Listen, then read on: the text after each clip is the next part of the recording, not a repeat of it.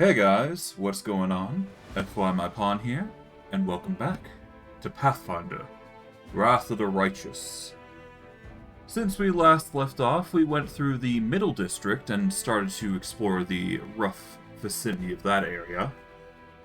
And honestly, we managed to do quite a bit. We managed to get a bunch of people into the area.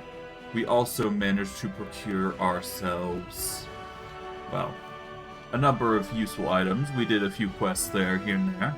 We checked a little bit into the Upper District, but not too much, because I wanted to save it for this stream. And we also took out Minago.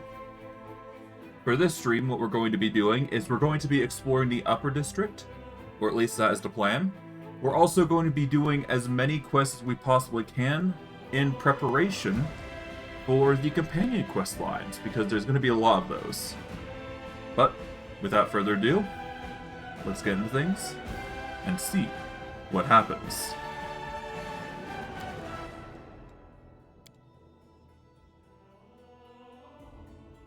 So, as you can probably guess, there's going to be a lot of things that are going to happen, but we'll have to see how things fare, but there shouldn't be too much that we should be worrying about, ultimately, in the end, so let's just hope things go well. That's really all it comes down to, right? Alright. Well, with this, we can put Staunton away, I do believe, and we should be fine. So let's just head out and get go- Oh, wait, hold on. We got loot to actually behold, so let's grab that. Am I missing anything in this room? From the looks of it, no. Which is good. Means we won't have to worry about being caught off guard there, but I digress.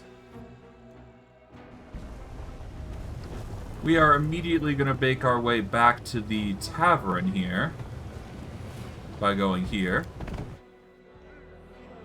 Gonna slip in. We are going to go and get our original companion back. I do believe we are missing, yes, we are missing Triclops. So we're going to want Triclops back. And then we'll start doing the quests. Of course, we have to keep in mind that there are a few other quests that we have to do, but as long as we don't continue on with the story, or the main story that is, we should be able to get all the content we are looking for. Alright. But with that, we'll gather everybody who is important. And we'll get going.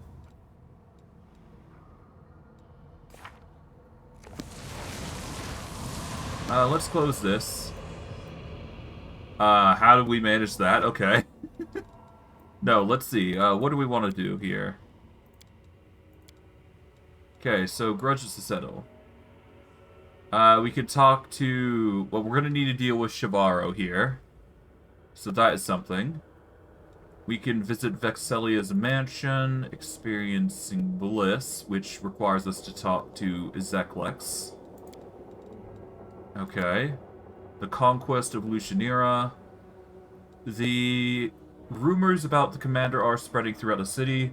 The commander's name is known in certain circles. We need that now.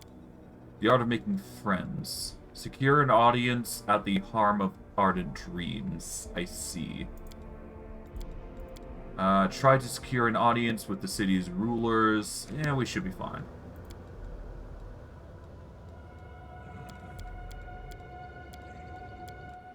Alright, well, with that, we are going to start off at the Bad Luck Tavern, and we're going to slowly make our way through the quests, because that is important to get our reputation going, and to unlock certain parts of the city. So, it's kind of important that we do this as we're going along, for a number of reasons. But I digress. That shouldn't be too hard to handle, because everybody's buffed up and ready to go at this point, so...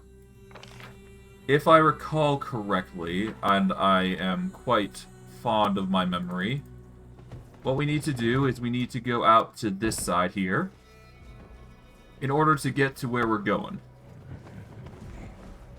Alright, come on, Beastman. There we go.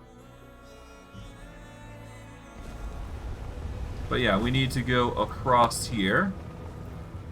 And in order to find what's-her-face, we have to go down here. Why is it so cold here? Want to go home. To the plate of fire. Got any flames around and feel so cranky you want to kill somebody. Oh, lovely. Perhaps if I kill you and bathe in your hot blood, it'll warm me up. Well, lovely. Not exactly the target I was looking for, but close enough, I suppose. Alright, merman. In you go. Alright. Back you up. There we go. Nice. Now we fight. As the Abyssal Salamanders fail miserably to try and take us out.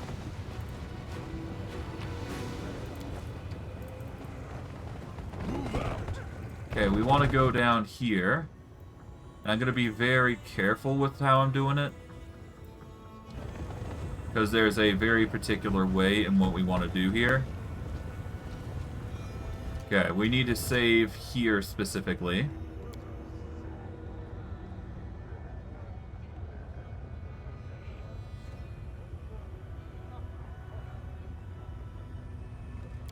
Alright, we'll save here. There we go. Because there's going to be a big brawl in this specific vicinity that we need to be careful of, I do believe. Okay, never mind. I thought that was the case. Hold on.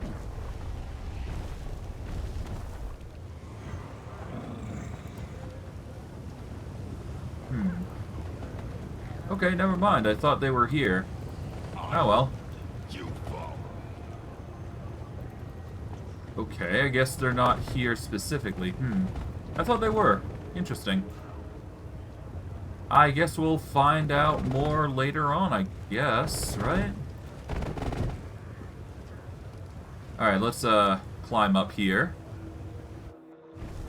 There we go. Pretty easy to do. I feel like, yeah, there is a rune here that we can place something. Not sure if it does something for us or not. I think we have to post up here if there is an item for us here. Let's see. We do have a rune here that we can use here. Okay, we're gonna post up like so. There we go. Alright, let's save. This is going to be the first instance of us using a rune here. And it summons a bunch of enemies. Like so. So we're going to want to post up. Merman is going to want to take the folk guy here. Okay. We are going to do a Stormbolt, maybe? Yeah, let's do... No, let's do Sirocco here. That way we're targeting everybody and knocking them prone. There we go. That'll help us significantly. There we go. Now if anybody comes into the area, they're going to be within that stun or freeform area as well. Evelyn, you're fine as is, but we will drop down a rough terrain. So there we go. Everybody who's not an ally is going to be affected by it, so pretty nice. Okay. Alright, they're heading for Skeletor, it seems. Fortunately for them, that's not going to help them.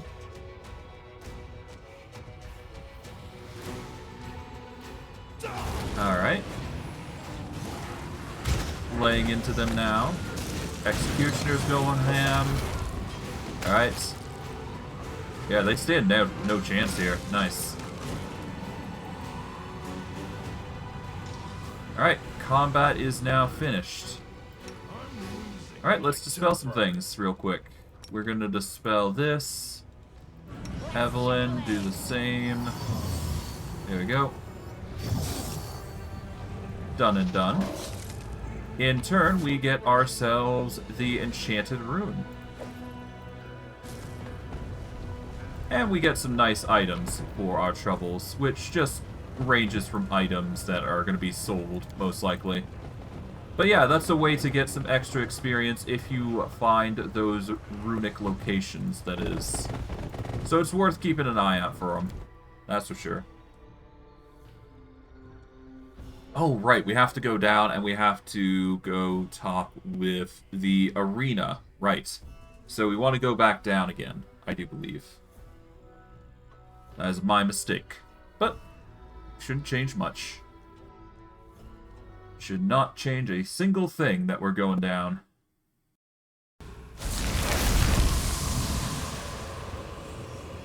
Yeah. The only thing that we got here is, like, we got some, undead support, like the Vavakia. Alright, let's collect all. There we go. Apparently we had some extra stuff there. Which is fine by me.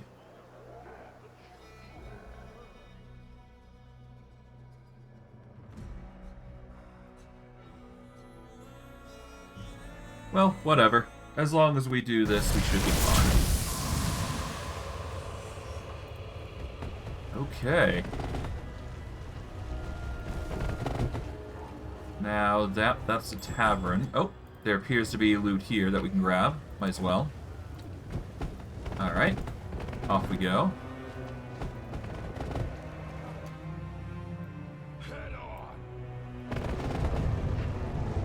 Alright, somebody's a bit angry.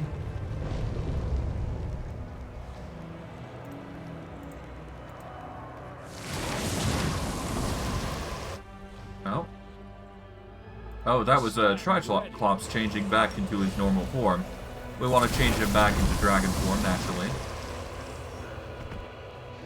Alright, to the Battlebliss. Here we go.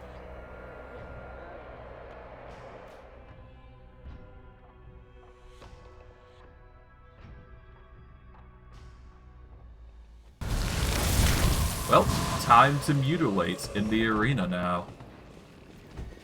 Hey, Zeklek.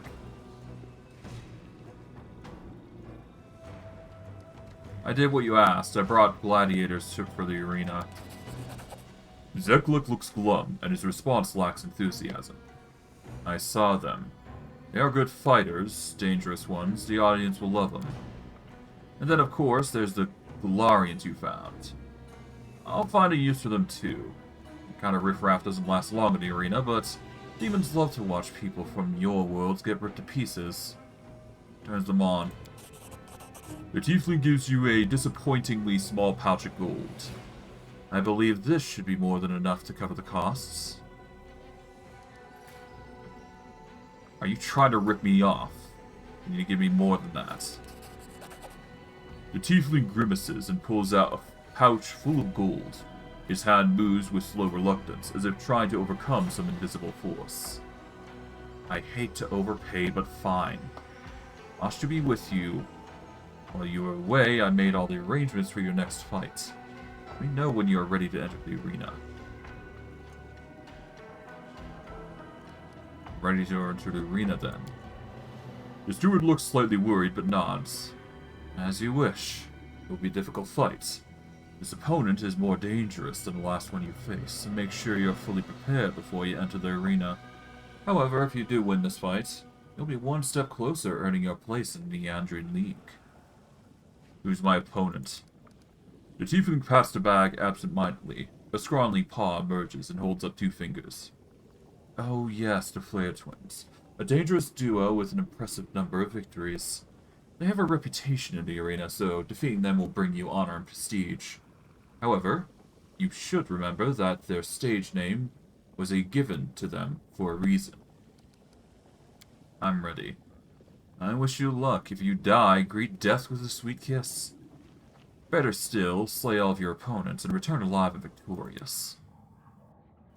As I will. Oh, 1 second.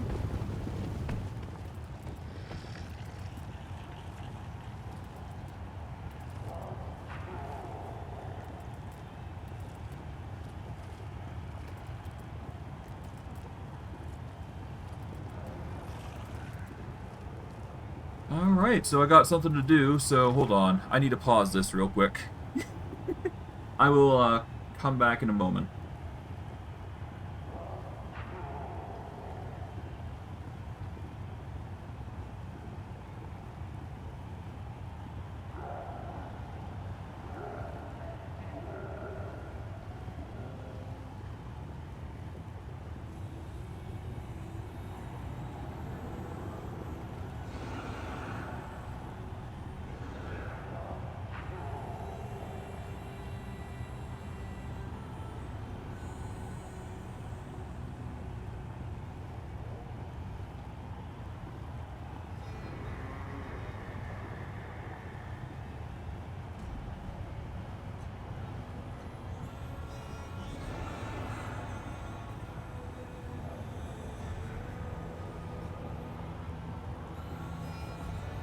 Alright, I am back. Apologies for the delay. I've missed the first part of the conversation, but I will get into the other two while let's pause, so... So who will he fight today? I'll give you a hint. They'll get under your skin. Oh yes, one day they decided to get under a gladiator's skin. So they killed one, flayed him, and wore his skin as a suit.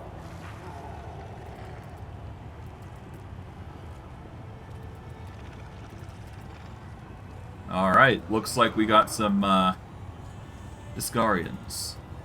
Meet the duo who made all the twins terrifying. Today, they are going to dress themselves in the height of Galarian fashion. The Flayer twins. Sure. Nah, I'll make a pair of shoes out of you, you soft, spineless outsider. We'll see which contestants survive, and which ones decorate the arena with their dead bodies.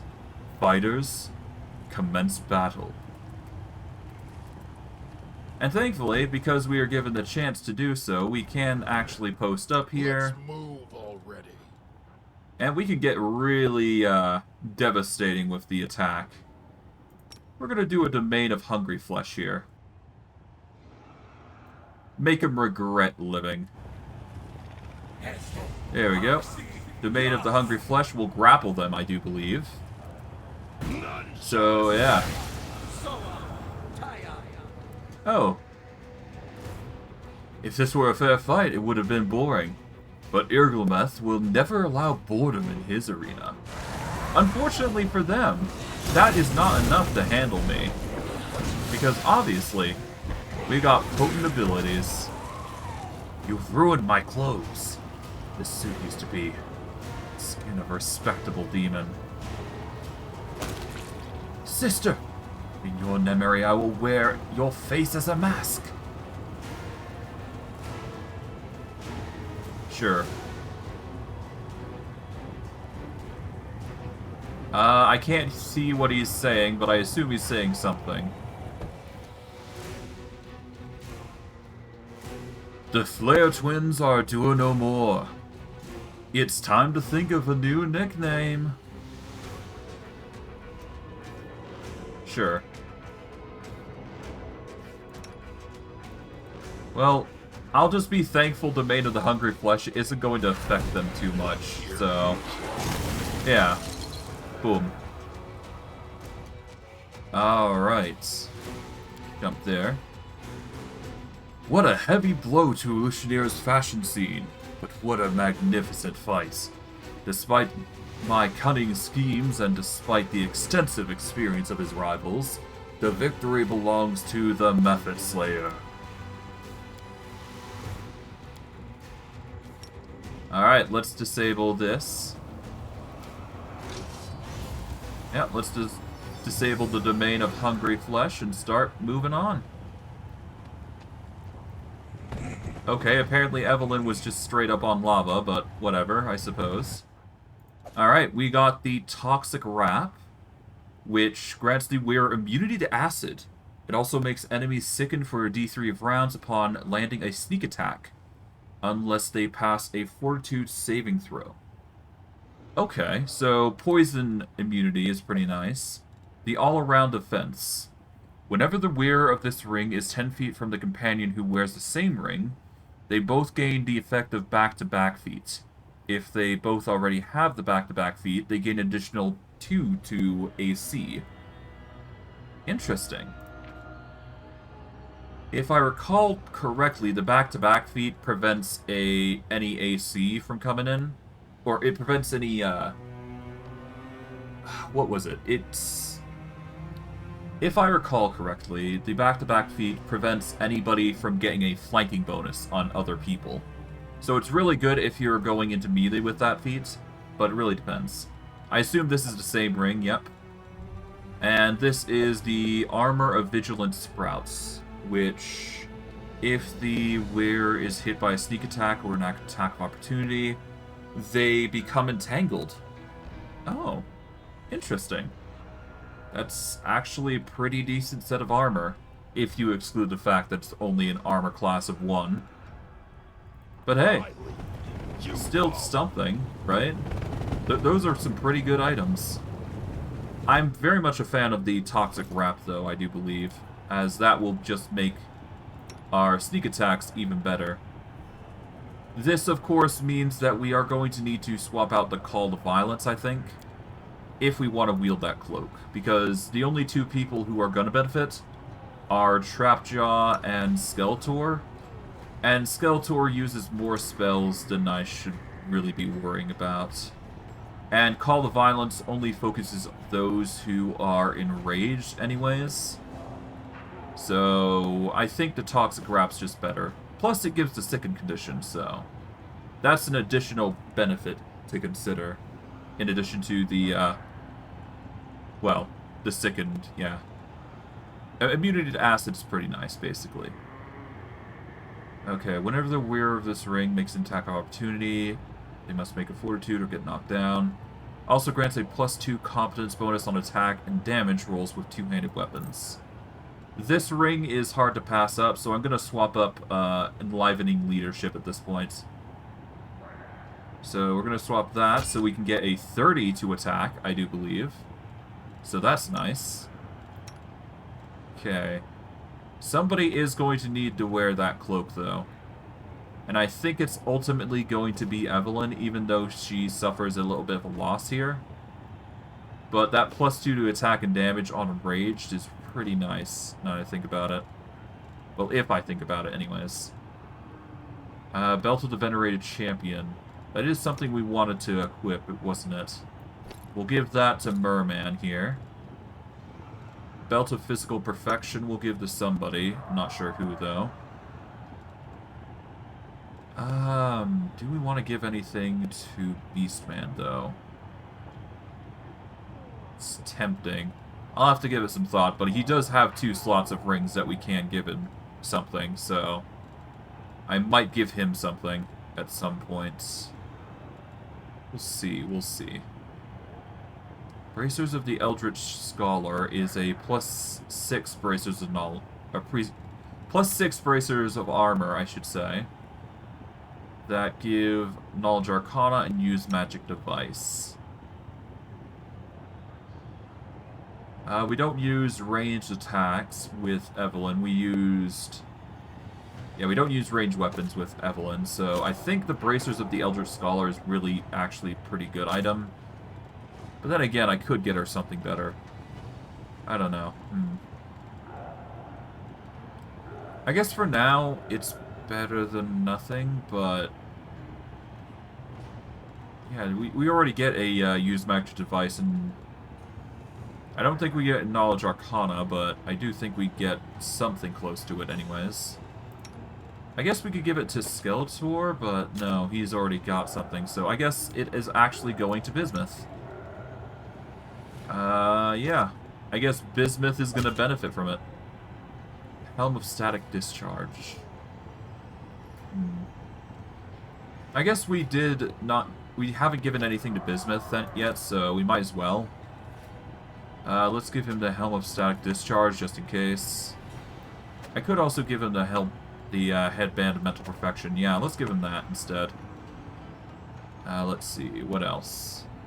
Amulet of Quipjaw is kind of pointless. Gloves of Enduring Wizards, kind of pointless. Call of Violence could actually go on bismuth. Yeah, let's put that on bismuth. Bugger it.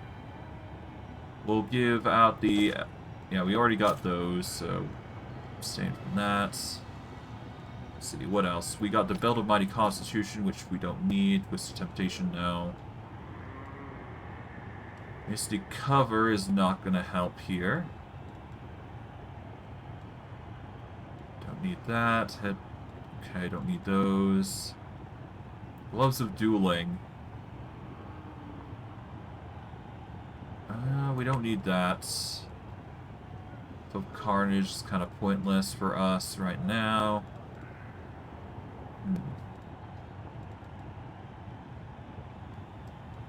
Okay, Jaws of the Jackal.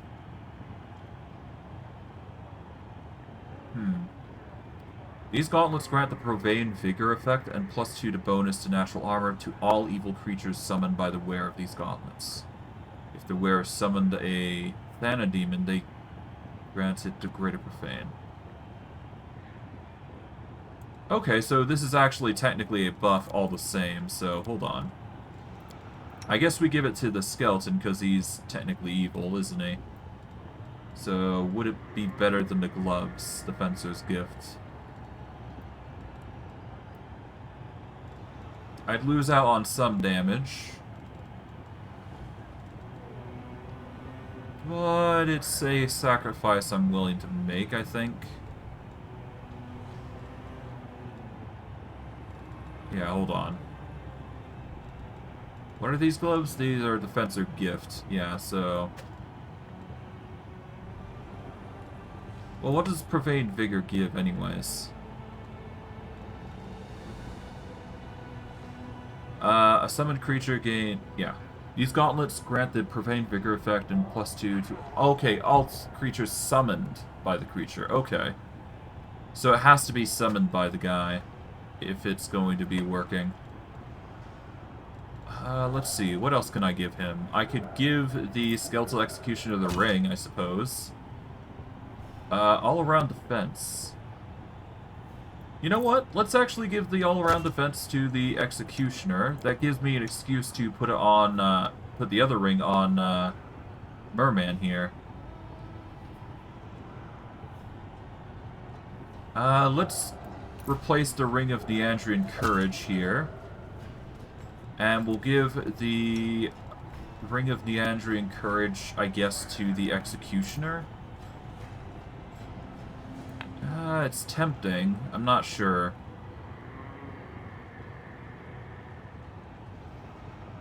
Yeah, but this ring should help both the Executioner and...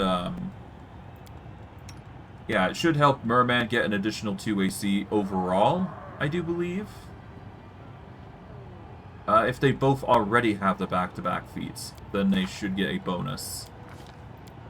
Let's see, do they have back-to-back? They've got outflank, but not back-to-back yet.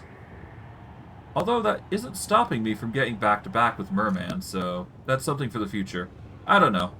Regardless, we are going to continue on. But hey, that's items, that's going to make us a little stronger, so... We make our way back, and we'll continue the fights as we go. But before we do... Skeletal Executioner, we're gonna pop you some potions here. Yeah, let's just use some from here. There we go. Gear-wise, do we have anything else we can give you before we continue on? There's ice slot, there's bracers slot. Nothing really sticks out, though. Alright, so those bracers don't work as expected. We've got the bracers of the heavy hand, but that basically overrides Defensor's Gift.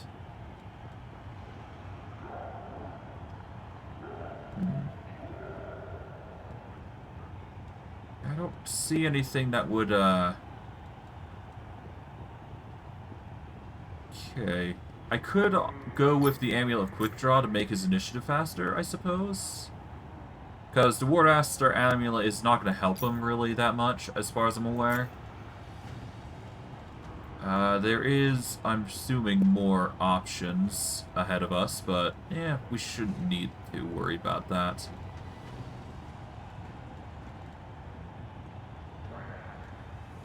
Yeah, the only bracers I've got that are worth anything is really just, like, the bracers of the heavy hand and the gloves, but we shouldn't need those. And the gloves of the neophyte, while nice, are not good enough for us, but I digress. Okay, we got everything we wanted.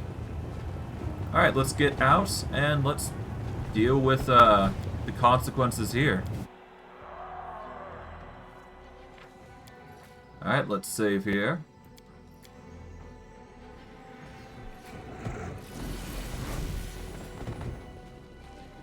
Zekwex. My fight in the arena was far from fair. Care to explain? The imp squeals angrily as he tries to get out of the bag. Zekwex holds the bag shut, fighting to keep his belligerent companion inside. I swear it was Irgamothlef's idea. As you should already know, he's not a fan of fair fights. I regret that you've been caught in his trap. However, you held up well. You've got talent. I may be able to arrange a match for you against a serious opponent. Maybe even a champion. I want to challenge the strongest fighter in the arena. Things don't look like that around here. Gelderfang only fights members of the Neandrian League, and a fight with him is a big deal. After his last incident, Ergelmeth strictly forbade him from entering the arena without permission. Gelderfang is his bodyguard, after all. So if you want to fight the champion, you'll have to join the Neandrian League. There's only one way to do that, by killing another member of the League. By fighting a member of the League is a privilege. You have to earn the right to face them in battle. Now, I might be able to help you on that front, but first you'll have to do me a favor. I want to give a gift to the current champion. I'd like to send him the most beautiful succubi from the 10,000 Delights. I need you to make a deal with them and convince them to provide their services to Gelderfang. If you do this, Gelderfang will be happy for me to arrange a fight between you and the League fighter without delay. Where can I find a succubi? There's a brothel in the middle city called the 10,000 Delights. It's run by succubi, and is located near the border of the upper city. It's a magnificent place of pleasures. However, you should be careful. Once you're in there, you'll want to keep track of your coin purses. And the time. I've known demons who stopped in at the brothel for a quick rendezvous and didn't come back out until years later. I need the gold up front. The tiefling carefully counts out the gold coins and hands them over to you. This should compensate your expenses. I want to change my title soon. There's nothing I can do about that, I'm afraid. The crowd loves it. And that's all that matters to Irgameth. You'll remain the Mephit Slayer for as long as the audience finds it amusing.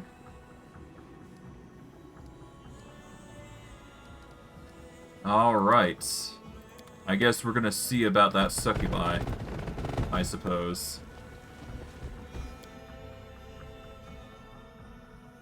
At the very least, it's worth checking in, make sure things are going well, but we'll see, we'll see.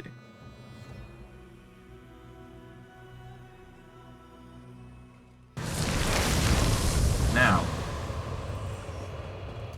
let's go into our journal. Let's see. We need to hire a succubus for the 10,000 Delights.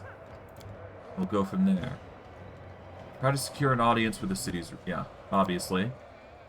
Alright. Become famous, okay. Rapture of Rupture. Vexelia's Mansion.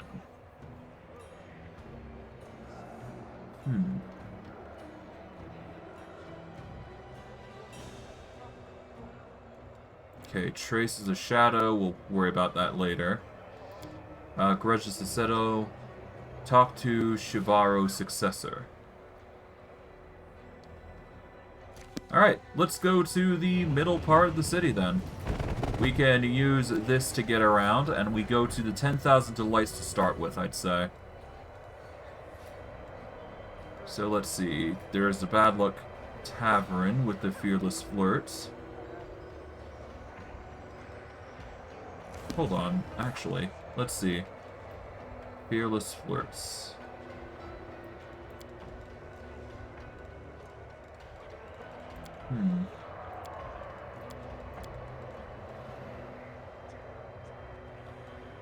Camilla, okay, we've already got that. The Wicked, yeah, okay. Matter of Reputation, yep.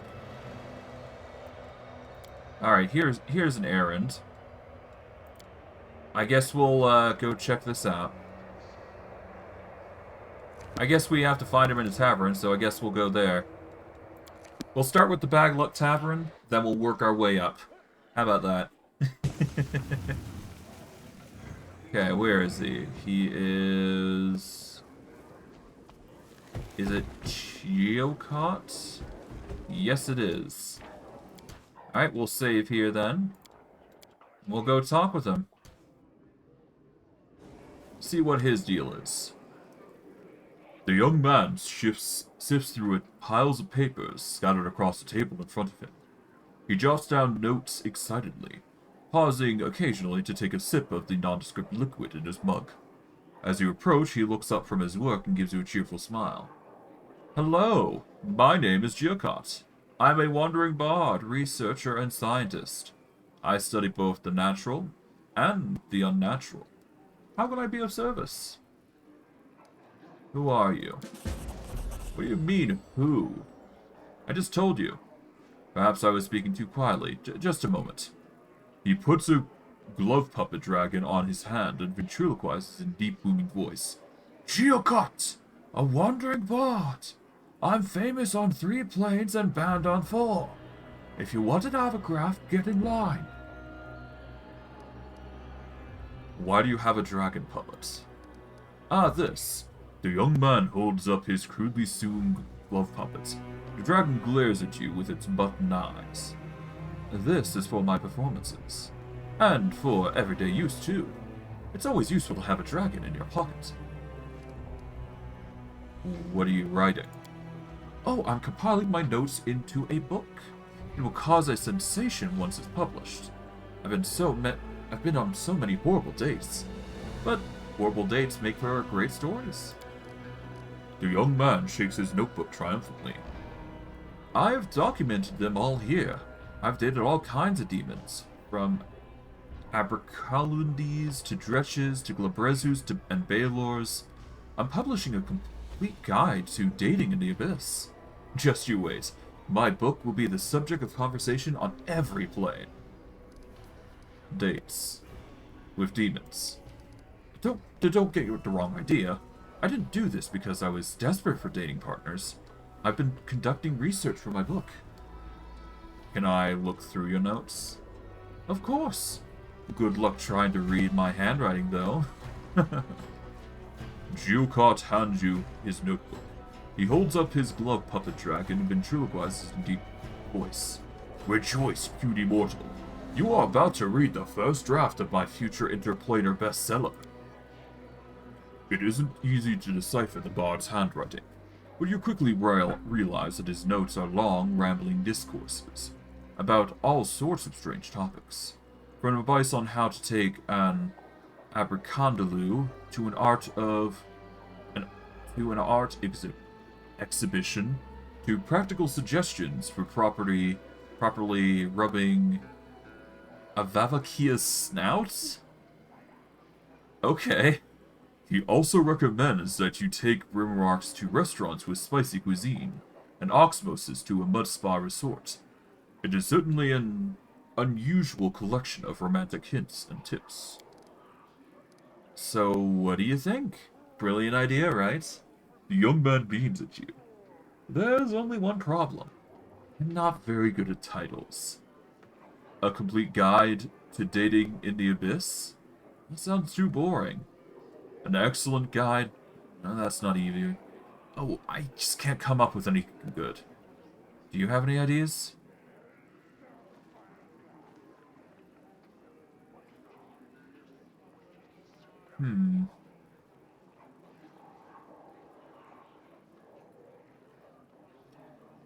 You need the title to sound authoritative. Something like Dates with Demons, an unabridged, unbridled, and untamed guide to dating in the abyss. Oh! The young man is clearly impressed. He writes down your idea in his notebook. That's perfect! With a title like this, my book will sell like hotcakes. Thank you. But I must reward you for your help.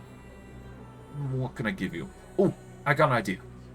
Joe Cott rummages through his contents of his bag for a moment, and then pulls out a multicolored shirt. I don't wear this thing like this. I don't wear things like this anymore. I've recently changed my style. But it is enchanted with some helpful spells. Take it. It might be useful. And after my book is published, feel free to come back for an autograph. The bard smiles at you and returns to his work. In return, we get the Happy Traveler shirts, which is just another trinket of an item, I guess. I guess price in descending order. Let's see, what was it? Here we... Is it this? No, here it is. This shirt increases the wearer's base speed by 10 feet. In addition, whenever the wearer travels for 50 feet or more in a round, they are affected by the greater invisibility spell for 1 round. So, if you travel really fast, well, yeah, you're gone real quick. The Robe of Determination. I didn't see this before. Whenever the wearer of this robe casts a spell that forces the target to make a Fortitude save, the DC of that save is increased by 2. It also grants the wearer a +2 to cast level checks made to overcome spell resistance, a +4 to concentration, and a spell resistance of 18. So, if you are a Fortitude save heavy unit, then this increases the DC by 2, which is pretty nice. But we've got the Robe of 7 Sins, so that's going to increase our stats by a significant sum already. So, no need to focus on that. Definitely really want to use that -6 to con, though, at some point, but I digress. That is a concern for a later time. A later date, if you will. Okay, it seems like people are recognizing us. That's a good thing. Okay, well, with that out of the way, then, we can go to the flesh markets, which will lead us naturally to other locations. Isn't that right?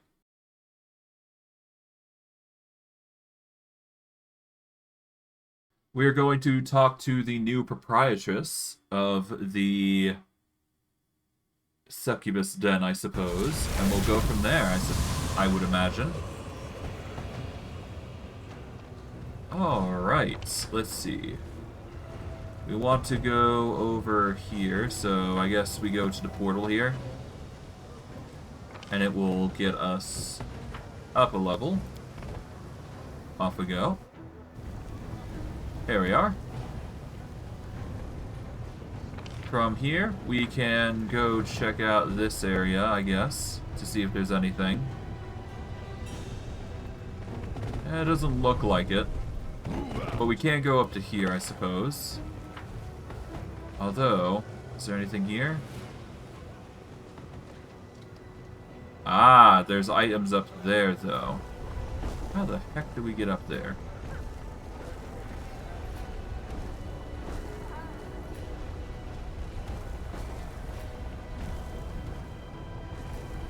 Yeah, no, you have to do some warp shenanigans, I would imagine. So, not something we can actually do. Alright, so off we go here. Time to go to the portal up, and we'll go from there, I suppose. We will have to do some warping after we're done exploring the area, but... could be worse. Oh, hello. Head on!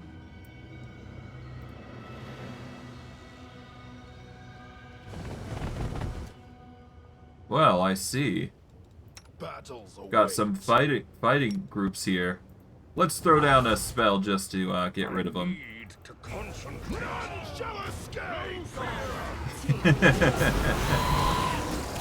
Well, somebody's a bit angry.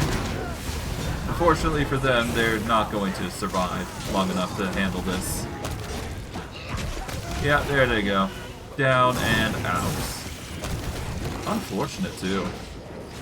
Oh. Yeah, the Battlebliss are trying their absolute best, but unfortunately, we're just too strong.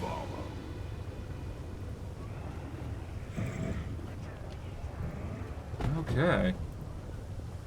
Yeah, the demons aren't having a fun time, I would imagine. Alright, to the 10,000 delights. Let's see.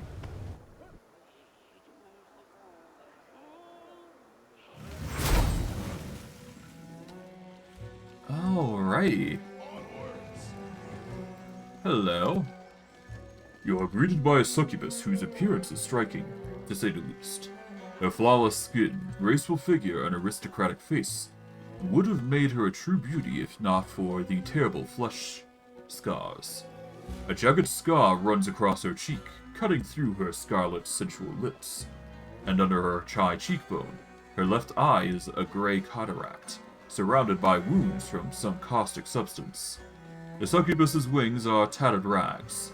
Nevertheless, she behaves imperiously, and with dignity, and those around her treat her with respect. The succubus sounds playful and relaxed. Welcome to the 10,000 Delights. My name is Herax, and I'm the new madam here. Thanks to you. You rid us of that insolent upstart, Chivaro, sending her after her haughty lover Monago, so you can consider me in your debt. Know that you will always be welcome here, and my gift will be proof of that. With a graceful movement, the demoness hands you a gold coin. With this, every arch will recognize you as my favorite guest and teleport you here. If you wish to spend the night, have some fun, or restock your supplies, come to me. Don't waste your time on my little crooks. Leaning closer with a confident smile, the demoness whispers sensually. And if you rid us of Shivaro, my gratitude will know no bounds. I think that girl is hiding somewhere in the lower city. Can you be a dear and take care of her for me? Alright. I'd like to hire several succubi to entertain the arena champion Gelderfang. I'd recommend my best girls, sinners. They're expensive, 40,000 gold, but the arena champion deserves nothing but the best, no? The sinners are currently with a client in the upper city. If we strike a deal, I'll tell you where to find them. Alright, where can I find them? With a mysterious smile, the demoness draws a map of the upper city and explains where to find succubi. The house is quite easy to find. When you see an inscription reading, "The Palace of Incest and Degeneracy," you're in the right place.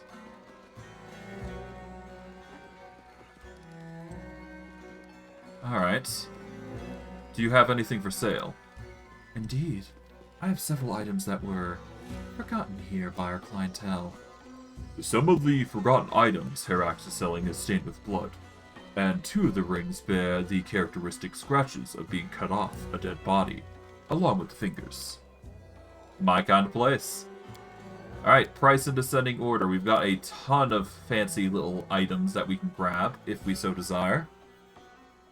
So let's start with Final Glance, an Elven Curved Blade. The Elven Curved Blade deals an additional 2d6 slashing damage against blinded enemies. Whenever the wielder of this blade lands a first hit in the round, the enemy must pass a will save or become blinded for 1 round. Interesting. Soft Cut. This +5 dagger deals 1 slashing damage instead of 1d4 piercing damage. However, when dual wielded along with Deep Rip dagger, Soft Cut activates its additional power. Okay, with Deep Rip, each time the wielder of this +5 dagger lands a hit with it after hitting the same target with the Soft Cut dagger, the enemy suffers an additional 2d6 plus strength modifier in slashing damage. If the weapon deals damage against a prone or paralyzed creature the first time in a round, it deals double the weapon damage. So this is basically a set amount of damage for both the Deep Rip and Soft Cut weapon. So if you're looking for a dual wielding combo, this is a really powerful combo that you can adopt. And honestly, something I would suggest if you're looking for the dagger build. But then again, you also gotta consider the fact that it's not... well, it's already fully enchanted, so you gotta keep that in mind, but you won't be able to get more damage than 6 out of 6 to 6 out of 9. So you gotta keep that in mind as you're building this dagger up. And you need both, so that's also another flaw, but tit for tat. Deathbed Servant. The wielder of this +4 flail is under a constant effect of Cloak of Dreams, as if it was cast by a 15th level wizard. Cloak of Dreams is a very lovely spell if you know what you're looking at. Cloak of Dreams is basically like a constant area of effect sleep spell, if I do recall correctly. So it's really potent if you know what to do. The Whistling Killer is a dart, deals sonic damage instead of piercing. It deals a d6 of sonic damage per 2 cast levels of the wielder to all enemies in a 15-foot area, if you crit. So if you go crit build with a dart like this, then it should be really powerful for like area of effect damage. Appears there's no armor, but there is other things here. Let's see. Deathly Arousal. This choker protects the wearer from losing their head and not only in bed. Once per day, whenever the enemy deals the wearer a killing blow, the choker restores them to 50 HP and makes all enemies in a 10-foot radius pass a will save or become prone for a round. I mean, this would certainly help prevent death, but it's not... it's actually pretty decent, I'd say. Or a neck item, anyways. I would grab this if only... yeah, I guess I could grab this, yeah. That's a pretty decent item. Scarlet Lure. This red cloak of resistance +3 makes anyone look good. It grants the wearer a +5 morale bonus on persuasion. Whenever an enemy confirms a critical hit, lands a sneak attack or attack of opportunity against the wearer, the enemy must pass a will save or become devastated by hitting such a beauty. In this devastating mood, they suffer a -2 penalty to attack and damage rolls, as well as AC until the end of combat. This is okay if they have a... if they fail the will saves, but honestly, anything with a save is not that great, in my opinion. You're better off getting things that have either a DC of higher than 30, or even higher than that, or just ignore it entirely. Repelling Bracers. They get a +4 AC against touch attacks, but also suffer a -4 penalty to their own touch attack rolls. If an enemy gets within a 5-foot radius from the wearer, that enemy must make a successful will save or be pushed back 5 feet away and become frightened. Okay. Rascal's Goggles. This is a really powerful item. Perception and Trickery are always nice to grab, so we're going to grab that immediately. Amulet of Inner Sight. Immunity against blindness and gaze attacks is just really powerful. Lizard Tail. If the wearer of this belt is an animal companion or is currently under a polymorph effect, it grants them a +3 morale bonus to AC and reflex saving throws. The wearer also gets a +8 circumstance bonus to AC for the first round of every combat. Okay, this is immediately going to Bismuth, I'd say. Either that, or we give it to our skeleton. Oh, if they are an animal companion or they're currently under a polymorph effect. That is actually a pretty nice item, I'm not gonna lie. So we're gonna grab that as well. Headband of Reshaping. Cast level by 1 when casting transmutation spells. I guess I'll get it all the same. We'll grab the choker as well, I guess. I'm not a fan of the repelling bracers, but it is 4 AC. Do I grab it? Do I not? Well, it's not like we're doing touch attacks to ourselves, so we'll grab that, so yeah. Alright. Let's start selling some stuff now. There we go. Let's see. So all the way over here. There we go. Let's see. Deadeye we keep for now. Let's see. Any other items that we don't want? Mithril full plate can go. We don't need the carapace anymore. Keep the robe of false death. Keep the robe of earth. Sell the full plate. Robe of inevitability we're going to keep for now, but honestly it's going to be a sell at this point. Just sell those, I suppose. Yeah, we haven't got any specialty items, I suppose. There you go. Storyteller ring we'll keep because I think that's special. Keep the engraved bracers. We're gonna sell the... keep the flow of water, just in case. Sell the that, sell that. Hat at the bitter end we're gonna keep for now. We'll sell the rings of protection. Alright, those, sell that, this. Do we need gloves of dueling at this point? We'll keep them just in case. We'll sell the bracers of armor. Cloak of resistance we'll actually keep the tier 5. Let's see. Do we need anything else? I guess we got the headbands of vast intelligence, inspired wisdom. Let's sell the amulets of mighty fist, bracers of armor. And we'll keep the +6s in gear, I guess. Yeah, that should do it. We'll bulk sell just in case if we got anything else that we want out of here. Should be good beyond that, I think. I guess we could sell some wands, actually. Alright, let's get rid of the fireball. Okay. So fireball's gone. Cure moderate's fine. We'll sell the call lightning.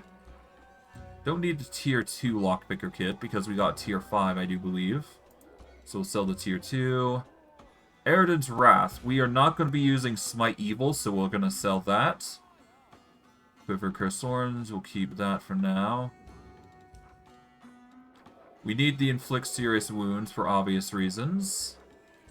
And everything else seems to be pretty useful, so we're going to keep those. Let's sell Magic Missile. Anything else? Not really. Should be good. Yep, there we go. That should do it. Alright, there's appears to be colorful feathers, demonic hearts, and blood vials if we want those. Yeah, nothing really sticks out, but I digress. We got everything we wanted here for now. Alright, let's save here for now. And what we're going to do is, now that we've got a linking portal here, this is going to make our job easier in hunting down a certain somebody. So we're going to quickly go to, not to 10,000 dice, but we're going to go over to the Bad Luck Tavern. And I'm going to go to that location that I specified earlier in the stream. And we're going to go hunting.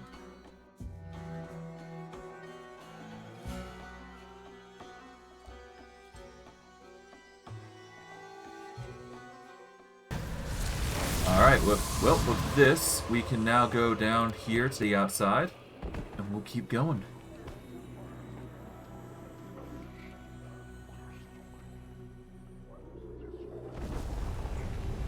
Alright. We are going to mosey our way across here. We need to be really careful here, I think, if I recall correctly. Okay, we save up here. Because we're going to be getting into a bit of a fight here. If we're not careful. Unless I'm mistaken. Yep, there they are. Well, well, what a sweet little bird. We're gonna eat you up. You pathetic lowlives. Don't you recognize me? I'm Shivaro, Madam of the 10,000 Delights. Forgive us, mistress. Please don't kill us. Have mercy. You! It's you, I lost everything! Now I have to deal with this scum. Now I shall settle the score. You did this to yourself. Hey, you scum. Spare anyone who helps me kill this mortal. Time to practice my combat abilities. Alright, sure. Good luck with that. Alright, so what we do here is what we do a pro gamer move. And we unleash guys with a straight reflex save.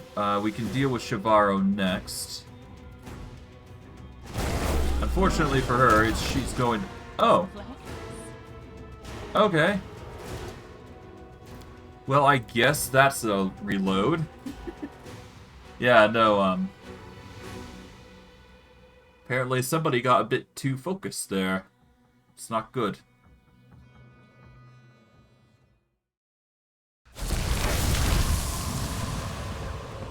Alright. So you...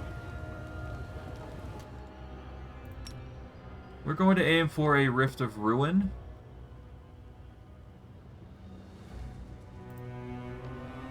Well, first we're gonna obviously... Yeah, we want you there. There you go. Alright, there we go. Now, if we are careful about it, and we do negative eruption, I guess, that'll be an easier way of killing everybody.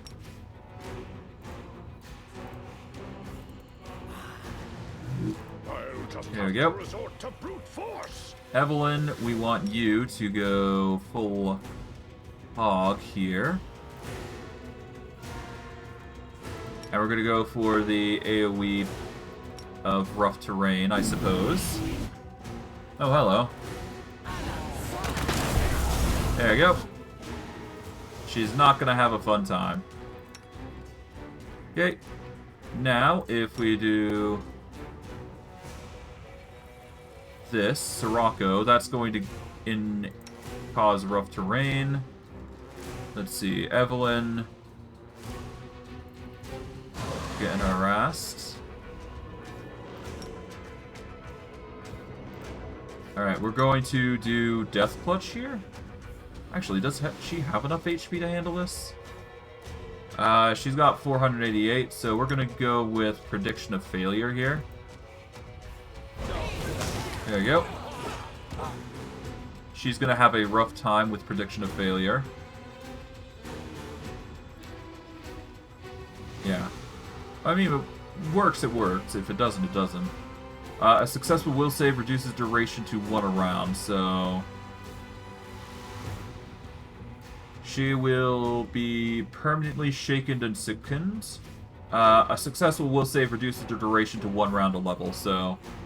For 1 round a level, she's going to be shaken and sickened. And now, while everybody focuses on her... Well. There we go.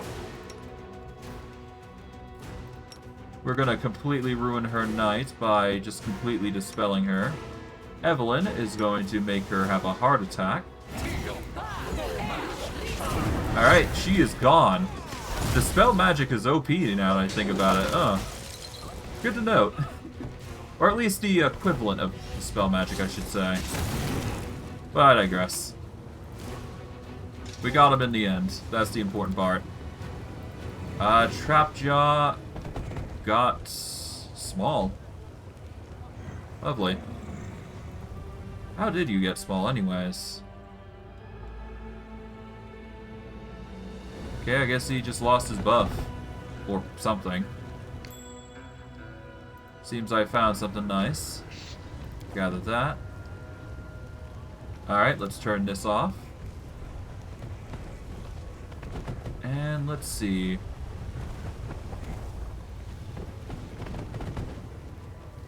Okay, beggar. Okay, where's Shivaro's stuff then?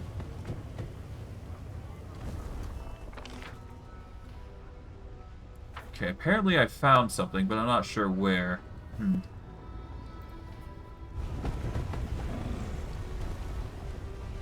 Oh, it's that. Okay.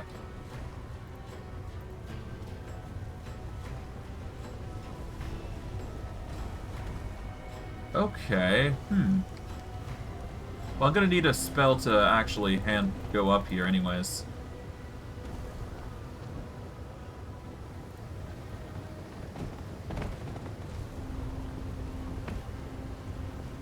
Alright, let's go up. There we go. And yeah, I guess, yeah, we're gonna need to do some dimension door shenanigans if we want to get to the special locations around here. But I do believe with that, let's see. Yep, we go talk to Herax to get our reward.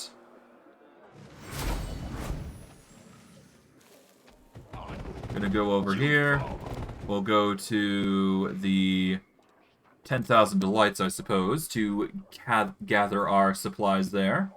Then we'll go to Battlebliss to confirm that we've got arena fights to deal with. And we'll go from there, I suppose. One step at a time.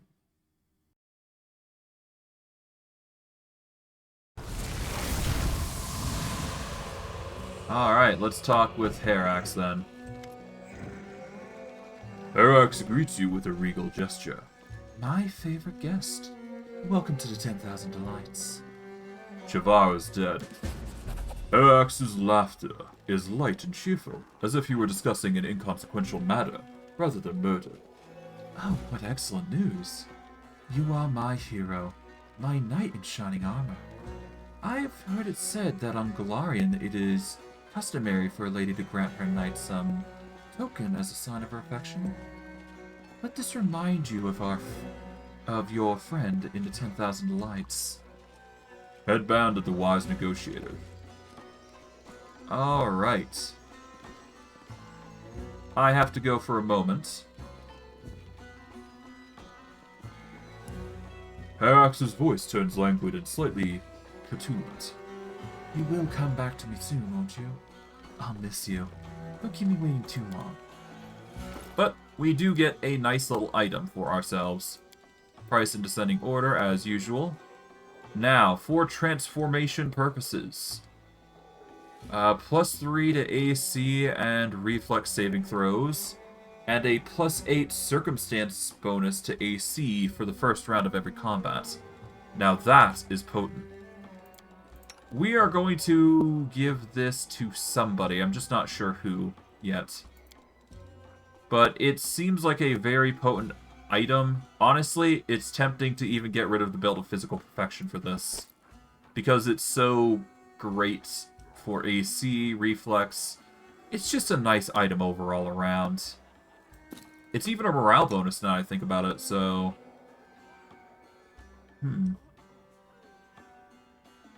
The Helmet of Camaraderie gives a +3 to AC already. So, the Lizard Tail should... Oh, the Lizard Tail basically already gives Merman the buff. So, we don't need to do that. We could give the buff to Beastman with an insane AC. We give it to Triclops to increase his AC even further.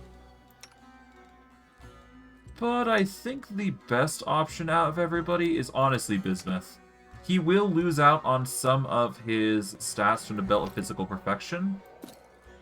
But the AC buff is really nice. It just means that he'll survive a little longer, at the very least. So that's nice. There is the Helmostatic Discharge if we want to use that, but I don't think we need it. The blindness is certainly something. And we got the Headband of the Wise Negotiator. +4 to Charisma and Wisdom ability scores. It also grants a 4 to Mind affecting effects. We already get a Wisdom and a Charisma score, thanks to the Broken Trickster, so we don't need to worry about that. Yeah, so the Headband of the Wise Negotiator isn't that good. Unless it is on somebody who actually benefits from those things. The only person I would see benefiting the most is Triclops, maybe? But even then, that's a meh. Headband of Reshaping, that's a wisdom buff. I mean, we could give the a headband to Merman, but he's fine. I kind of wish I had something for Beastman, though, that wasn't involved in, like, a headband or something.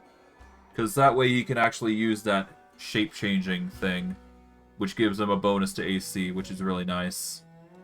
But that's just how the cookie crumbles. He's not going to get an additional 2 AC unless he loses a bunch of spells, which is not viable for us at the moment. Alas, we're going to save here because we actually do have something to do. And we are going to get our next buff. I am looking for some company. What can you offer me? Each of my charges is a true master of their craft.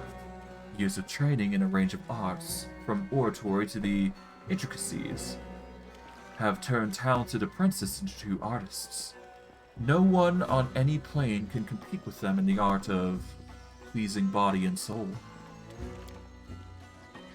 Perhaps you'd enjoy a spark of cheerful madness granted by a fae known as the band Glowworm. Her temper is mild, her laughter entertains, and the feeling of lightness at night with her gives you more than compensates for the terrible hangover in the morning. Okay, so basically she's giving a lot of choices.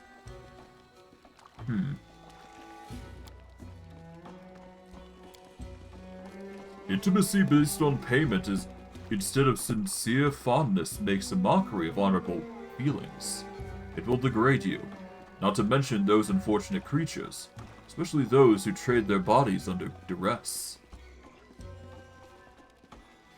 So, in order to get the buff I am thinking of, I basically need to undergo everything here. So, I guess I'm going to put it on the intermission page for a moment to see how things go. Because I'm not sure if this is going to be a bad or good thing. But I will appear things as they come. So, we'll see. I'm going to put it on the intermission page, and if it's kosher, I'm going to throw it on screen. If not, I will show you otherwise. I'd like to spend some time with Faye, the Mad Glowworm. Wonderful. Give me 5,000 gold coins, and I'll see to it you do not lack drinks and appetizers, and that you will not be disturbed. Herax claps her hands, and Faye appears in front of you. Enjoy your night, honey. Alright, so far it seems fine. Alright, but I will show, I'll show this for now, but we'll see. A small, I'll basically filter as I need to go. A small fey creature. A small fey cheerfully winks at you. She seems fragile and pale, but her eyes, framed by freckles, betray her flicker of defiance. The wan delicacy of her face and extraordinary mobility of her features suggest an adult mind, or perhaps one possessing insight beyond the ordinary. How did a fae end up in the abyss? Why not? This is a strange place, bizarre and totally crazy. I like it. After a moment's thoughts, the fae laughs. Well, to be honest, my life wasn't all that bad in the First World either. I'm stuck here because of a clever joke played on me by the Lantern King. No, I don't want to tell you about it. It's too embarrassing. The fae laughs heartily again. I'm bored. Can you entertain me? Okay. With a decisive gesture, the fae withdraws a bottle from the folds of her robe. You hear the pleasant slosh of alcohol within the dark glass. Shaking. Okay. She proclaims, Of course. Now, we will drink and your heart will rejoice, and your spirit soar, raised by the vapors of this magnificent tincture, and you'll be carried away into the plain of joyful dreams. but drinking without a good story feels rather crass. You're not a common drunkard after all, so I'll share a story. Once, a friend of mine robbed a wandering paint merchant, and she had a brilliant idea of painting his horse blue. Your ears ring as you see double. Perhaps you shouldn't have taken those last few sips, but a pleasant warmth threads through your body. They perched that pompous rooster right on top of the tower. How he screamed, the poor thing. Well, enough stories. Now that I think about it, there was also one other thing. Some weird person named Senator Armstrong was there. Such a weird folk. Portraying to become a king. Such a weird thing. Alright. I'm gonna close it off to intermission page just to check to make sure. But we'll see. I like your style. Show me some Fey magic. Firmly taking your hand, the Fey drags you to the chambers. Let's find out how much stamina you have, mortal. Okay. And it looks like it is... Oh. Well, that's not good.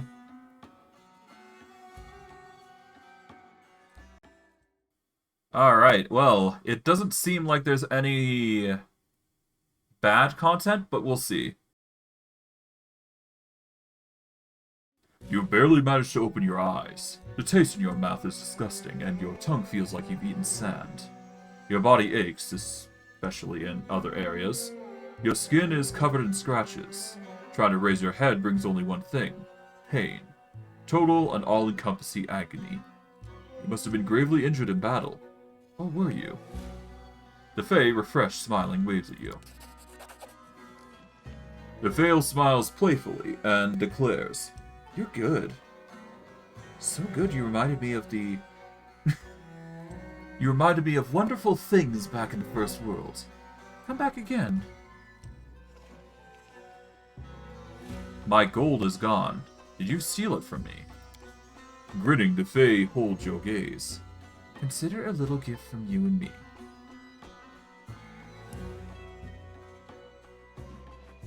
You're crazy. I like that about you. You're behaving like a nutcase yourself. Makes me wonder which of us is crazier. And we are much poorer, I think. As far as I'm concerned. Well, I guess we'll see. Well, that is one situation played out. And yeah, everything goes back the way they were. Let's see.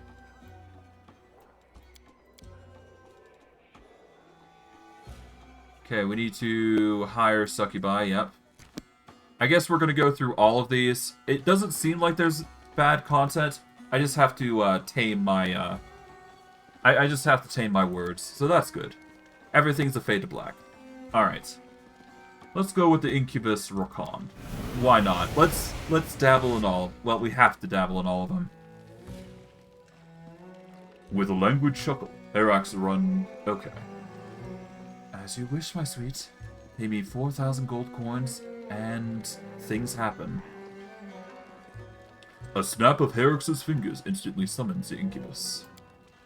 Just so you know, Rockhorn is the favorite of Wildus, the core magician of the Lady in Shadow. However, in light of recent events, Wildus no longer visits here, so you can have Rockhorn if you like him.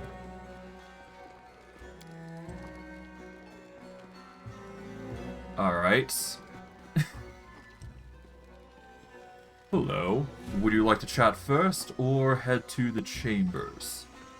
Have you already thought of a safe word? Not that it matters much. We don't need to use safe words here.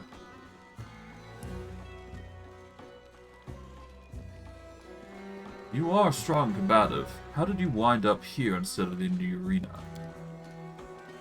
Let stupid Vavakia fight in the arena. That's all they're good for. Their only skills are destroying and tearing up things apart. While I can subjugate and conquer, subdue in obedience. Try it. You'll feel the difference. You could have ruled this place. did you choose to obey Herax? With a chuckle, the incubus reluctantly confesses. Seize power. Well, I did try. Have you seen Herax? After our fight, I looked much worse than that. I had to spend a great deal of gold on healers to restore my appearance. Don't let Herax scars fool you. She keeps them to remind us what we looked like after she finished with us.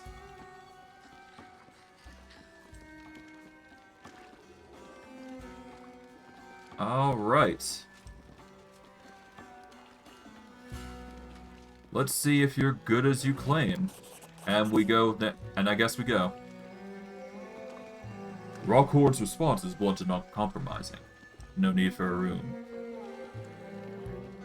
Alright, well, thanks. That was nice. Come back once your bruises fade.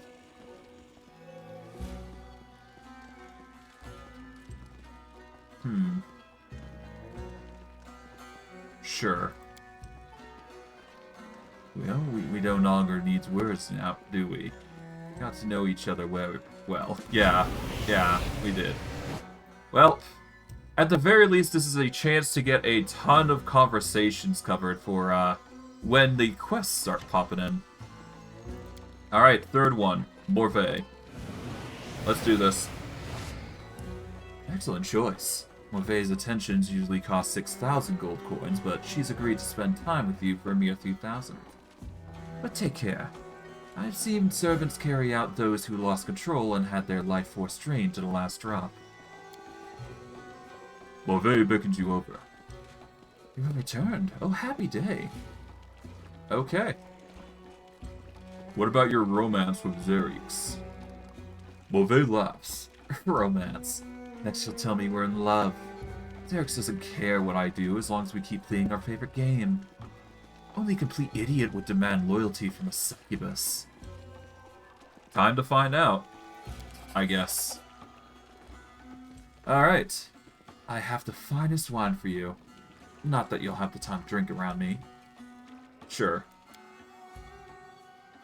Well, that's the third one.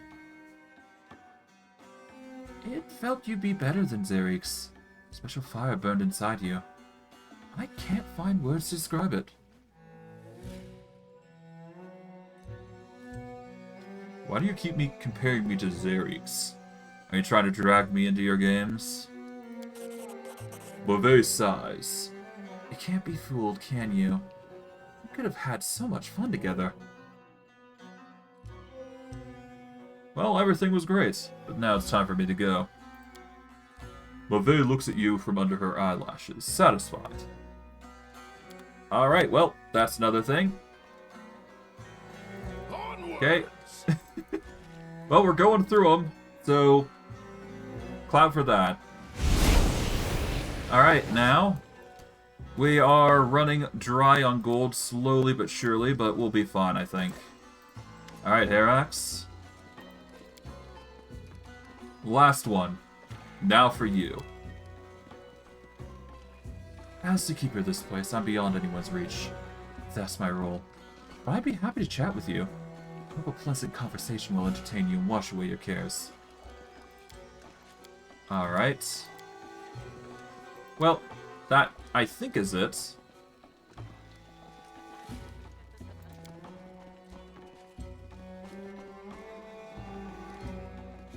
Alright, no. Okay. Now, well, with that, we have gone through all of those, and we should have gotten a buff, I do believe. Which was the main reason I had to do all that shenanigans, which... fucking stressful, I must admit. Well, hey, if you like that sort of stuff, I guess it's there, but, whatever. At the very least, I'm happy it wasn't implied that... well, it was implied, obviously, but... there was no active thing that happened, so that's good. Now, what was it? Let's see. We got the demon graft. Let's see. Corruption. Party members suffer a 15% arcane spell failure chance, -2 to wisdom intelligence scores, and a penalty to CMB and CMD. But we do get Tender Night, We have a very tender sleep for the next 24 hours. You gain a +4 to concentration checks. Saving throw DCs against your spells with the sleep descriptor are increased by 3. So this is the benefit of going with Tender Night. That does mean we have Corruption 1 now, so we gotta figure out if Corruption can be removed.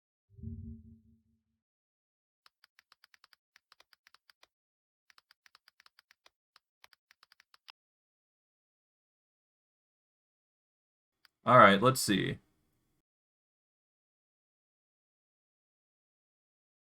Oh, I see. Okay. So, Corruption. Corruption is basically a negative ailment that you suffer from if you do not do anything, well, about it. I'm up for an adventure.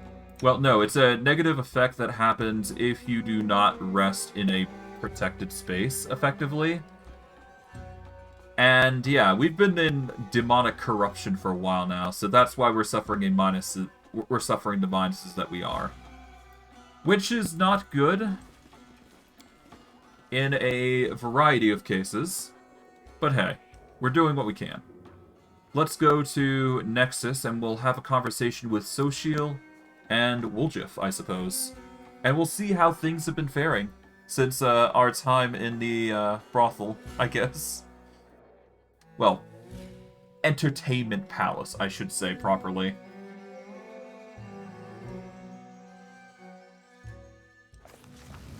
Well, whatever the case. Yeah. Woljif isn't looking at you. His tail twitches nervously from side to side. Chief, Woljif scratches at the back of his head, painstakingly choosing each word. I went someplace, you see. To an abandoned mansion. It's in the upper city, not far from Noctulia's palace. You can't miss it.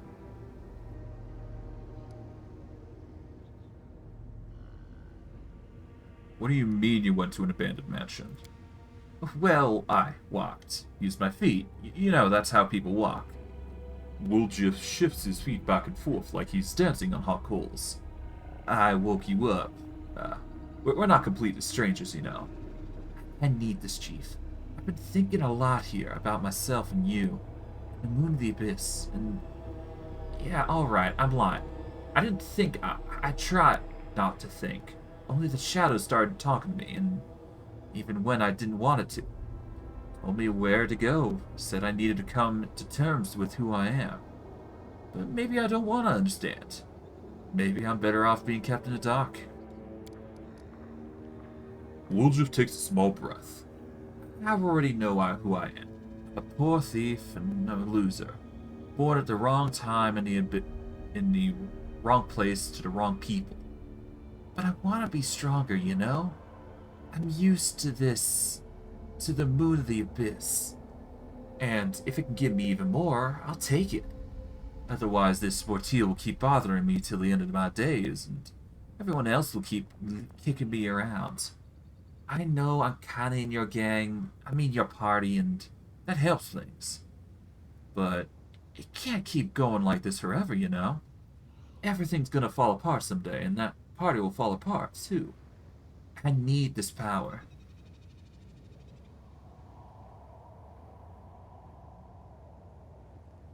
Wait. Did your shadow speak again? What exactly did it tell you? Woljif takes a breath. Here in the abyss, the shadow becomes a completely different. It crawls out when it wants, and makes sense when it talks.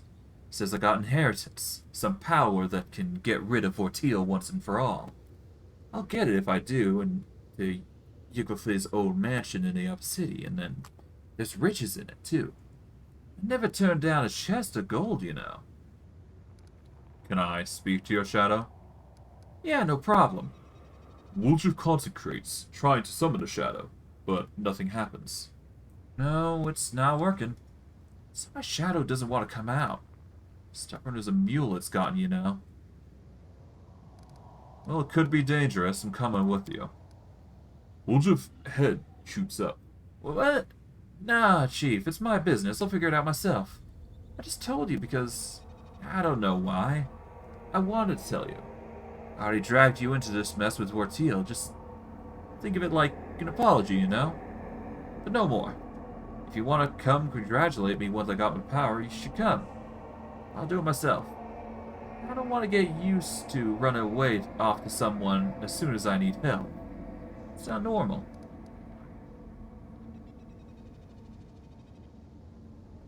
Friends don't abandon each other in difficult situations. I wish to go with you.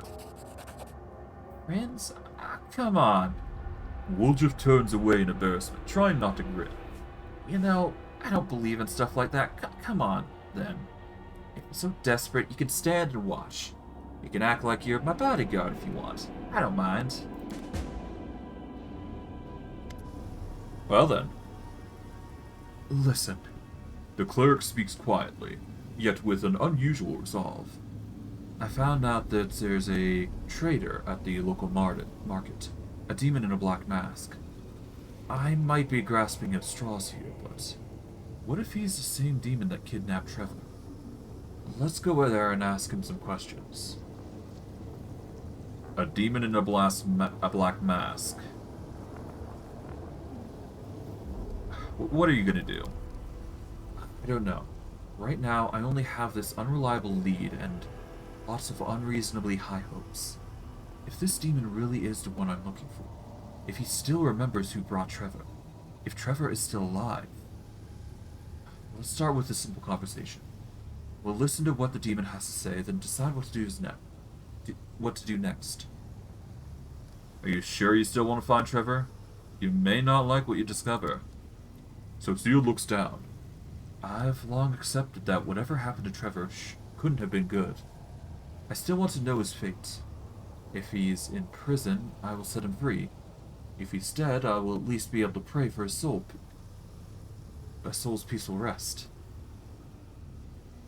I'll see what I can do. Thank you.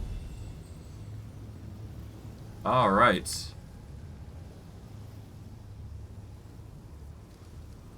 So, that shadow from your dream, who was that? Please don't ask. I don't want to be reminded of it. I knew him in the past, and I was hoping that he would never reappear in my life. We both caused each other a lot of pain. Please, don't make me relive it all again. Why did your shadow in your dream call you their venomous butterfly? Usually doesn't look you in the eye. I poisoned him. My lies, my capriciousness, my temptation. No, I can't. Let's talk about something else. Sorry, but I don't want to remember who I used to be and what I used to do to others. Alright. Okay, well, this place is sanctified, and it will... Oh, we've already gotten rid of our corruption. Nice. Okay, well, with that, then... Let's see, is there anything else I want to cover? We've got our animal companions there. We've got Asmar, We're Slaves, Ninio. Let's see. It's time for an experiment.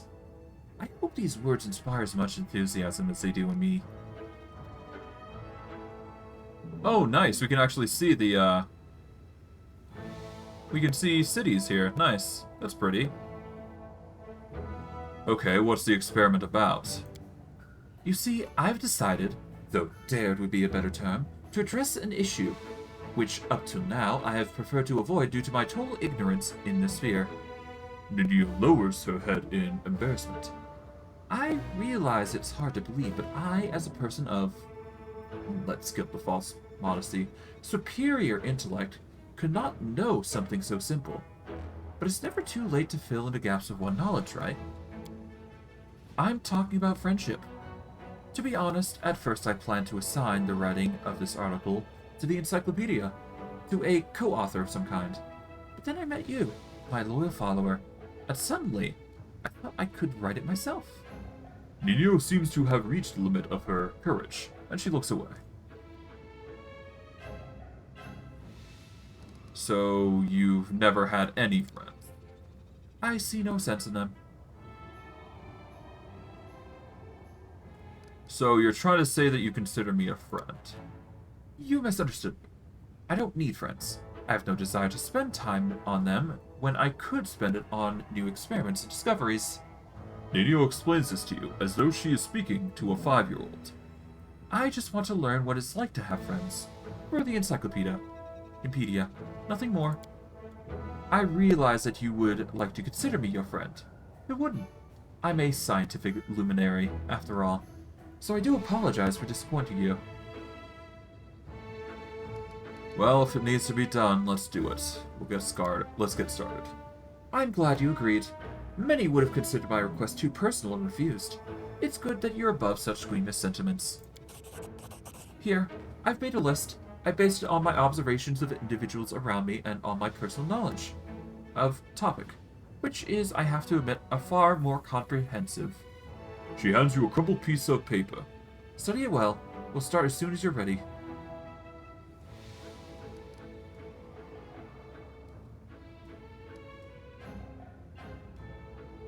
Okay. Do we have to follow this list? Ninio looks at you with disapproval. You're trying to say that I made it for nothing. I developed a perfect methodology that involves all mechanisms of friendship between two individuals. But by all means, sure. Let's just abandon the list. Point number 1. Friends smile at each other. You raise your eyes to Ninio, who has already fixed a malevolent grin on her face. The kind that would make you soil yourself if you saw it in a dark night.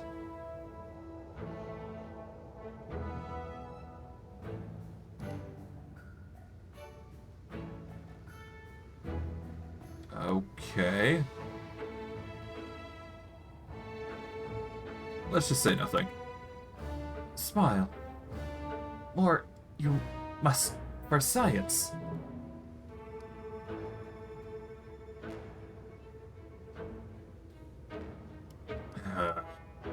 Respond with a brief smile. Keeping with the unnatural grin on her face, Ninio hisses through her clenched teeth. You call that a smile? Come on, try again. A wide smile. Your eyes bore into Ninio's, and she stares right back at you as you both grin as widely as possible.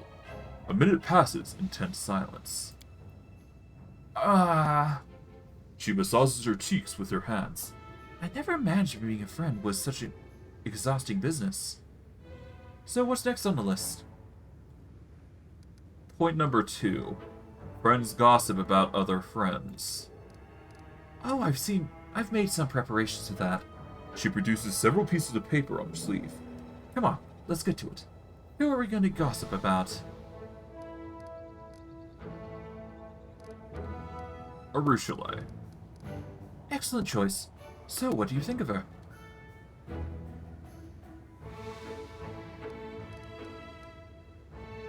I am indifferent to her. Oh, how interesting. Incidentally, yesterday I saw her. Ninio picks up a random piece of paper and reads it. Strutting around... Oh, okay.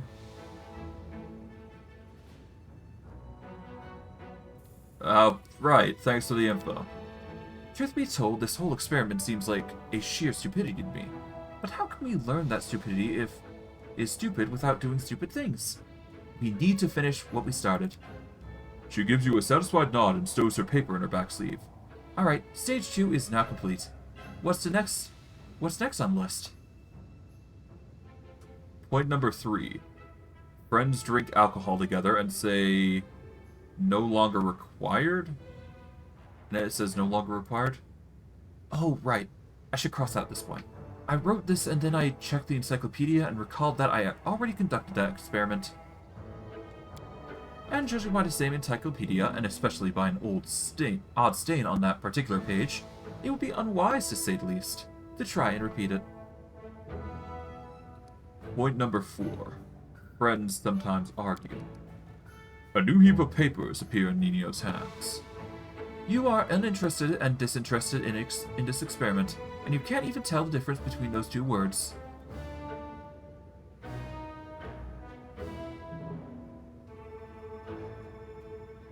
You can kiss my ass. Not too creative, but it will do. Now we can definitely be considered friends. And on that note, I conclude the fourth part of the experiment.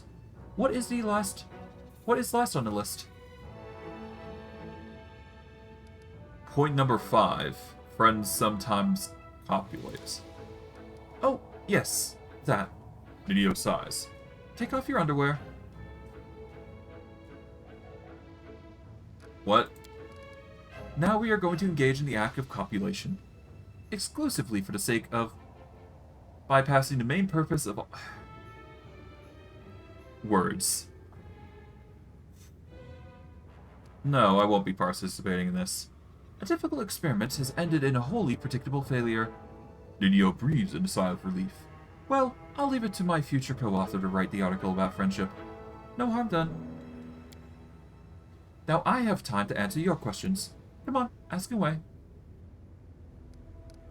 Check out this mask I found. There's writing on the inside. Nino snatches the mask from your hands and examines it from every angle. It looks like an average mask. Smells like mold, tastes like... Ugh. The eye holes are... She puts the mask on and looks at you through it. Utterly unremarkable. And yet I sense some hidden magic in this mask. I bet my encyclopedia that it must be the answer to one of those riddles on the statues in the Nameless Ruins. The writing on the inside looks very much like the one of the answers. With a sigh, she hands the mask back to you. All we have to do now is find 4 such masks and bring them to the statues. You won't forget to take me with you when we head to solve the statue's riddles, will you? Better write it down somewhere. Nino is extremely interested in visiting Nameless Ruins after you've found all 4 masks. Sure. Alright, Regil, is there anything you want to go over? Nope. Wenedug? Nope. Okay. Is there any other units I should be wary of? Nobody outside, anyways. Okay. Through the caves.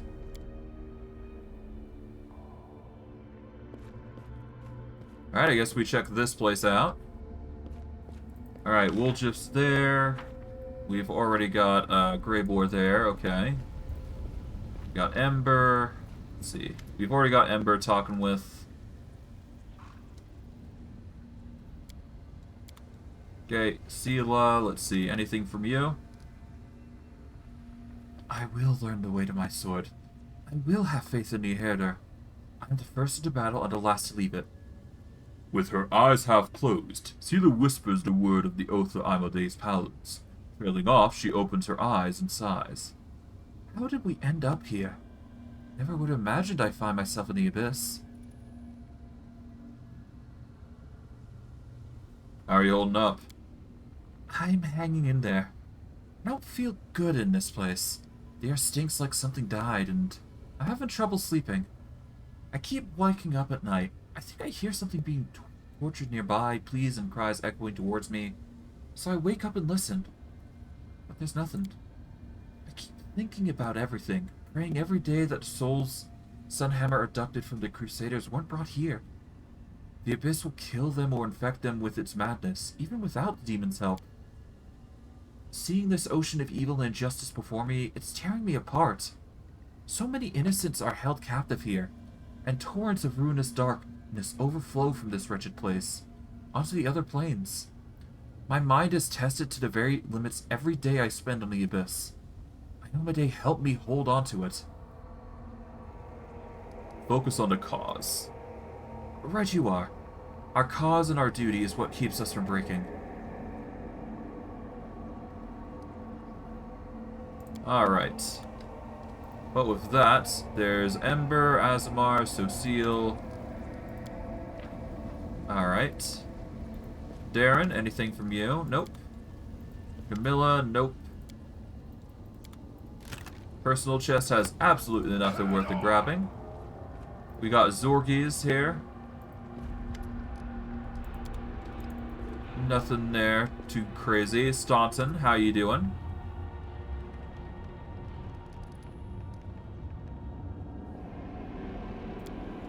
Alright, let's get going. We can go to the Midnight Fane if we wish, but there's no real need to. We've already rested up, so we got plenty of spells to work with. You follow. Alright, I guess with that, we can go to the outside and, figure out what we do next. But we do have the buff Tender Knight and Demon Graph, so that's the key things I wanted to get done last stream, but never got the chance to do so because quest limits and all that jazz. But yeah, no, we're going to take our original group. We are going to go to... Alright, so the Flesh Markets, the Art of Making Friends, and 10,000 Delights. Experiencing the Bliss, and what is your heart's desire? I guess that is something we gotta do. Let's start with our journal, I suppose. And we'll go from there. Okay, talk to the demon in the black mask. Yeah, that's companion quest, though. So we're gonna hold off on those. For now, anyways. So, let's see. Okay, so we don't get that. Okay, we're not famous yet. Okay, we've hired the succubi, so now we go to... Okay, so we need to go to the upper city. So now is the time that we are going to explore the upper echelon. So we're going to grab everybody here. We're going to go to the 10,000 Delights, and we are going to make our way upstairs. But, of course, we are going to need to buff like crazy. For obvious reasons. And, of course, we're going to need to get into the polymorph, but I digress. We got a lot of things to do. But, one thing at a time. One thing at a time. Onwards. Let's move. Alright, let's get everybody into position. Evelyn goes here. Trapjaw here. There we go. Alright, everybody post up. Beastman, you should not be there, but we can easily fix that. There we go. Now, with Merman, what we do is we just start buffing. Let's get everybody buffed up. Okay, hold on.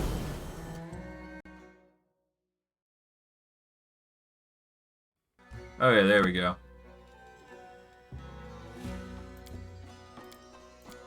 Where is Bismuth, anyways?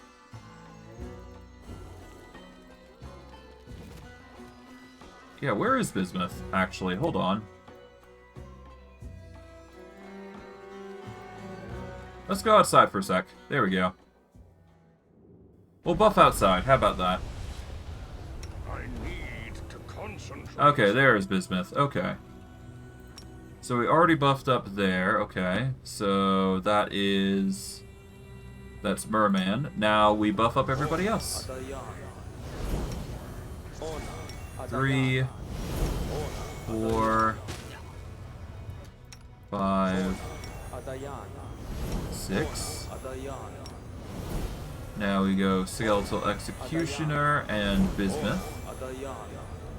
Alright, we are going to align our weapons as lawful because everybody in this plane is chaotic. Okay, Triclops and Trapjaw. Oh, Trapjaw. There we go. Now Executioner, followed by Bismuth.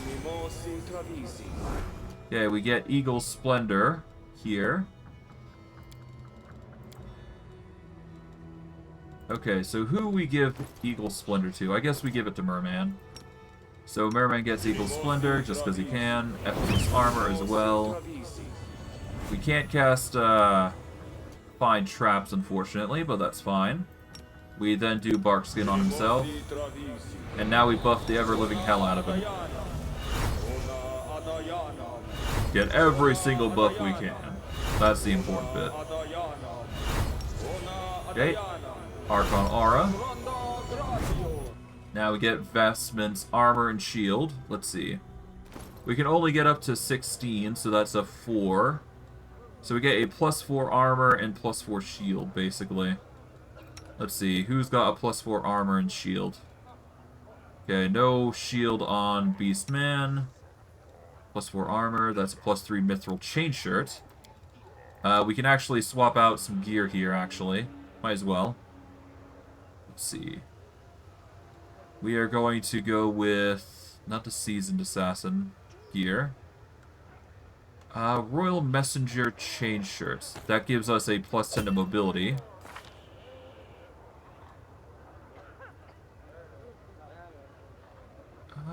Do we need the mobility?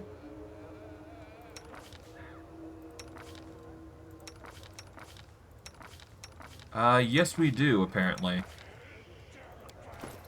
And our Boots of Elvenkind conflict, so we'll take that off. For the sake of the armor working in tandem. We got the Happy Traveler cloak, if we ever want to wear that, but we shouldn't need to.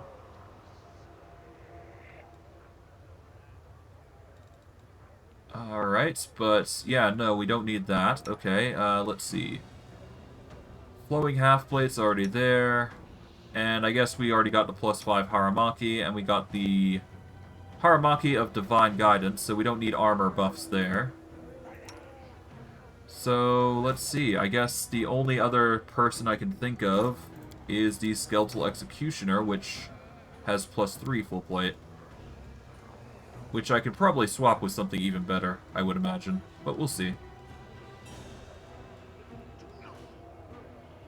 Padded armor, firm steps, nope. Robe of Death's kind of pointless. Shield of... no, we don't need that. Mantle of Night, no. Yeah, we're pretty good armor-wise, I'd like to imagine, but we'll see.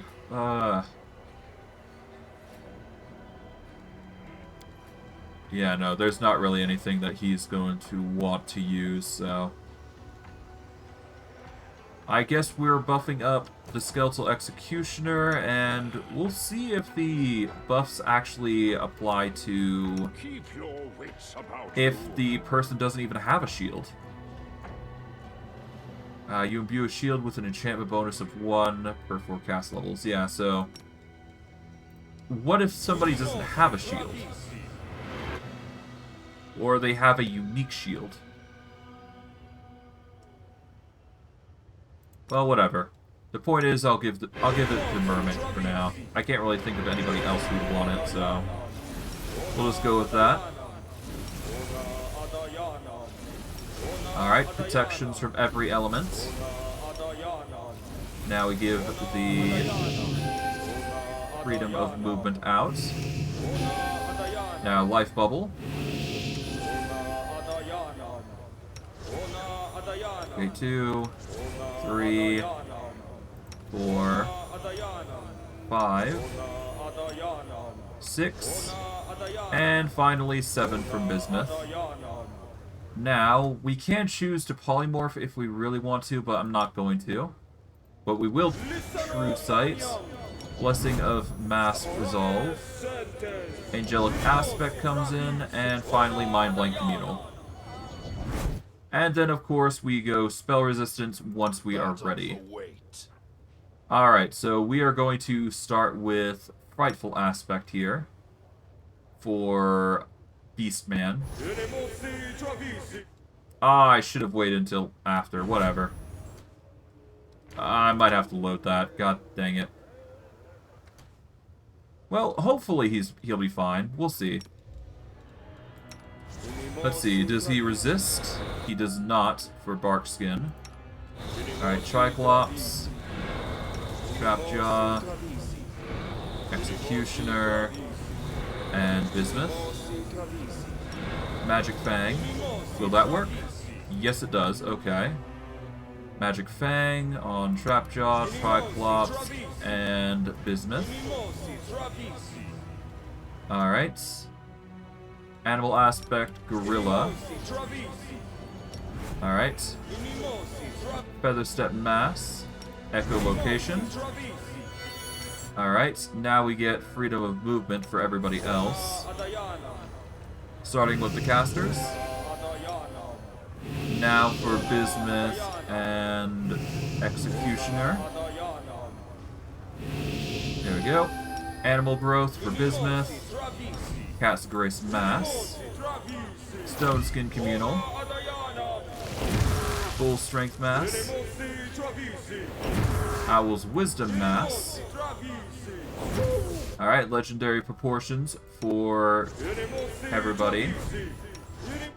Oh, no, wait, Beastman does not need it.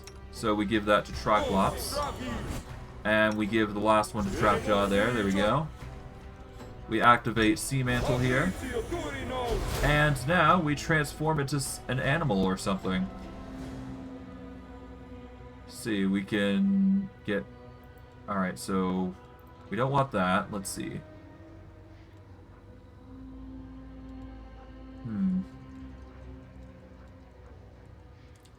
B-shaped wyvern. We need shift right click. Okay, so wyvern doesn't specify the stats. Shift right clicking for Simildon. A large Simildon gives 2 natural attacks and a claw or bite ability with pounce. The shambling mound grants us constricting vines and all that jazz. Nothing too crazy. We got the elemental types, and we got dragon types, which dragon types are a little bit better for us. If I recall correctly. Yeah, so we're going to go for acid here, I think. Unless we got acid resistance, or immunity, rather. Oh, I don't think we do. Before we do, though, we got to put some rings on, I do believe. We don't need half of the pair. Let's see. Perception and trickery for the rascal gloves are pretty nice, but we'll be fine. Let's go with the belts of mighty constitution. Yeah. We'll go with that. We are going to go with the headband of reshaping. That's going to help him a lot. Okay, we got gloves, which are fine for us for now. We could go with an increase to persuasion, so we'll wear that for everybody's boost to stats. Cloak of Blood Scent is just really good for us. And we need another ring.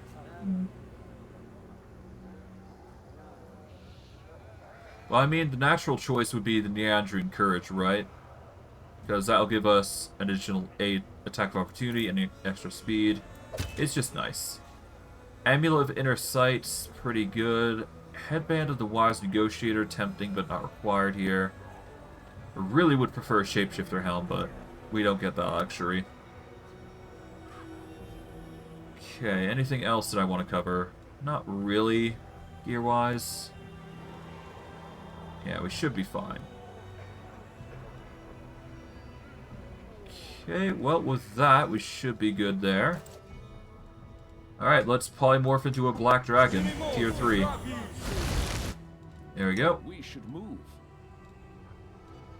Alright, Triclops. Let's start buffing you with the typical spells.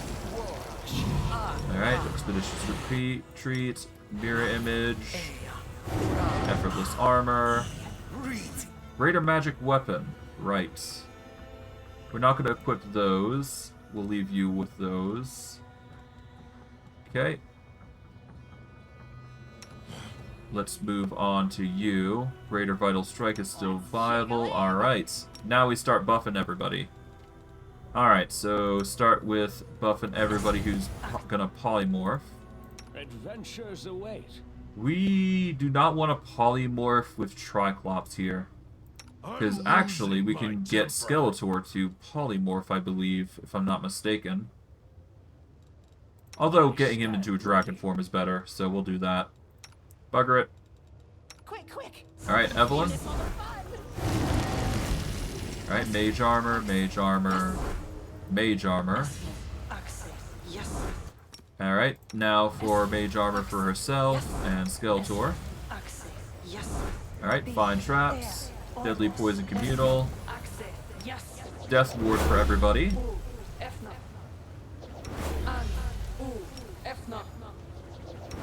Alright, 2, now 3, 4, 5, and 6. Alright, let's do this. Heroism Greater for everybody. who isn't an animal companion or skeleton. 4, 5, and 6. Foresight, we give that to Merman for AC. Heroic Invocation for everybody. There we go. And that should be good. Alright, Skeletor. We're gonna go Expeditious Retreat. We've already done that. Okay, so now we do Remove Fear. Now we go with Blur for everybody. 3, 4, 5, 6. I think I got everybody. Yeah, so this would be 6 for himself. Alright, Bismuth is 7, and Executioner's 8. There we go. Now, Greater Magic Weapon, Primary Weapon specifically. Let's see. We get a weapon enchantment up to a maximum of 5 every 4 levels. Let's see. Is it based off cast level? Per 4 cast levels. Currently, Skeletor's caster level is, I imagine, higher. Yeah, he's got a 20 cast level, so that's pretty good. So that does mean that he can cast a, he can cast +5 to weapons. So we're gonna go for Merman here. We're gonna go for... We don't need to go with the enchantment for weapons for the melee users, so... Trapjaw. There we go. Now we give it to the Executioner, who is the only other person who would use it. Alright. Go with Protection Rails Communal. We'll get Vampiric Blade just because we can. Alright, we do Deny Death on everybody. Okay, here we go. 3, 4, 5. Oh, did we miss somebody? 3, 4, 5. Okay, so 6. We're not... I guess we use it on Bismuth just so we have it. 7. And Thought Sense. Bone Shield. False Grace. Blessing of Unlife on everybody. That way we only use negative energy for the most part. 4, 5. So 3, 4, 5, 6, 7. And finally, we go with the Polymorph, and we are going to polymorph our animal companion into something new. Let's see, we can go with a blue dragon we can go for a dragon type. We can go for literally anything, really. Let's see. So, this seems like the version of Polymorph... Hold on. I need to check Polymorph itself. Alright, so Polymorph. It's a 5th level spell, right? Let's see. No, we're using Greater Polymorph, aren't we? Yeah. Transform an allied creature into a large Symmeldons, Shambling Mound, Elemental, Wyvern, or medium dragon-like creature. The subject may choose to resume its normal form as a full-round action. Doing so ends the spell for that subject. Okay. So I got options. Well, the Symmeldon is by far the most attack-heavy. Yeah, it gets a lot of attacks, so we're gonna change Bismuth into a Symmeldon here. Alright, there we go, and Fiery Body. There we go. Now, if I can get a cast level higher than what I've already got, yeah. The wearer of this robe is a spellcaster, their cast level increases by 3.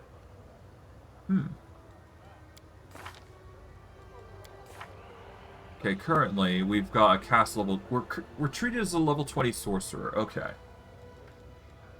So yeah, we get most of our buffs quite easily.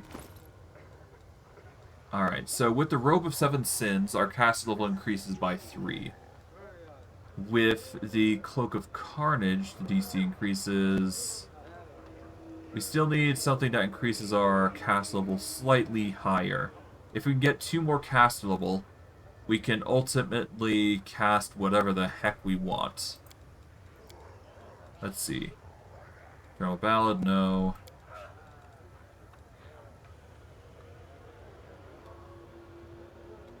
Okay,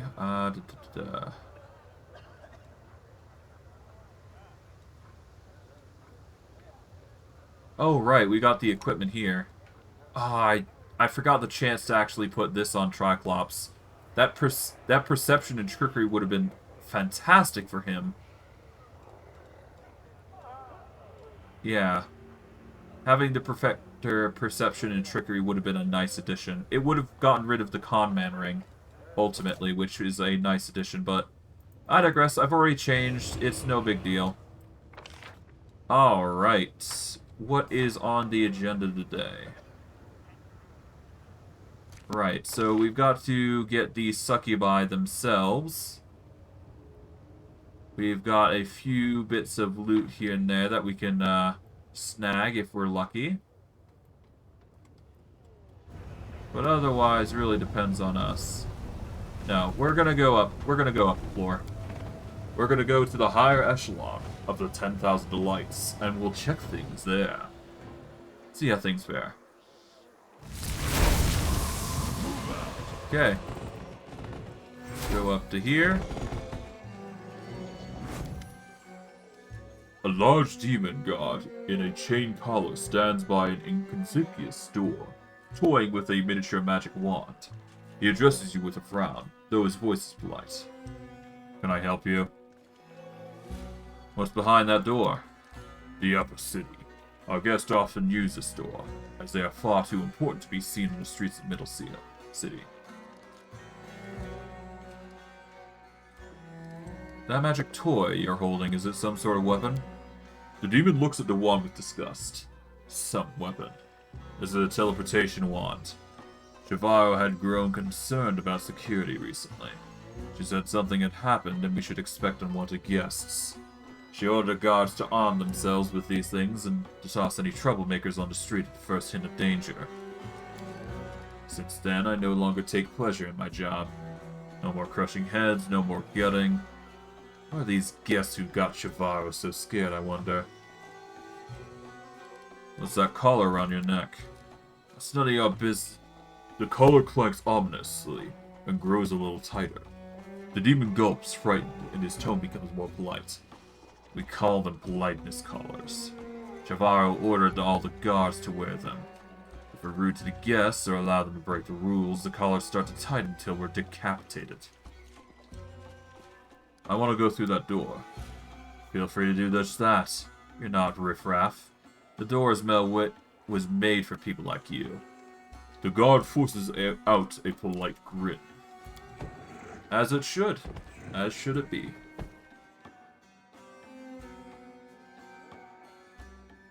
Good to hear we're getting respect.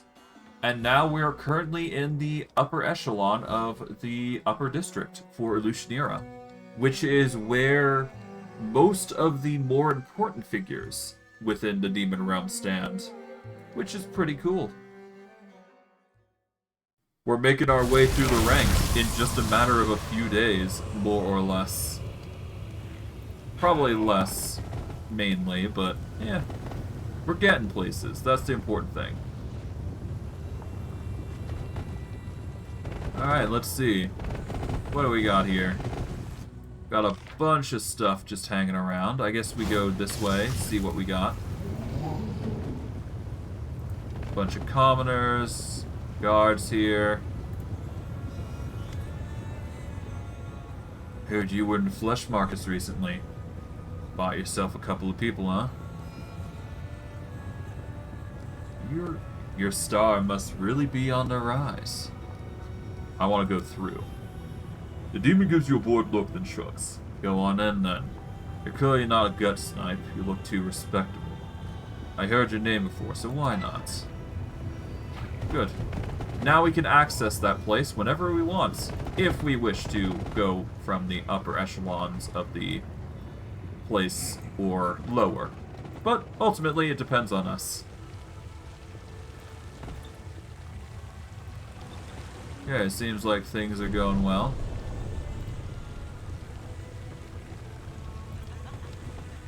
Okay.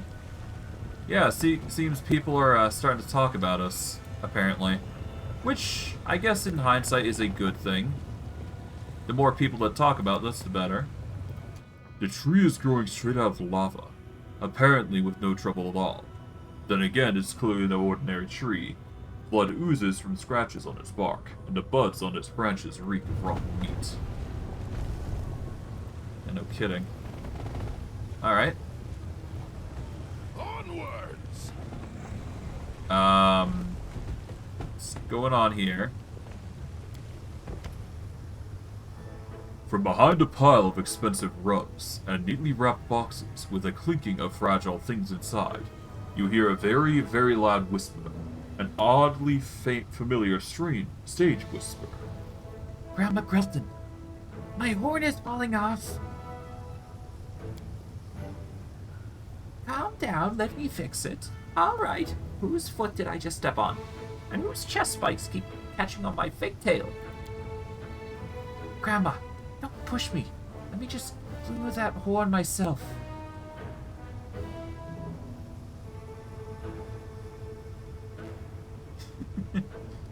Anyone want some free slaves? A group of mortals who snuck from Galarian are hiding behind these grates.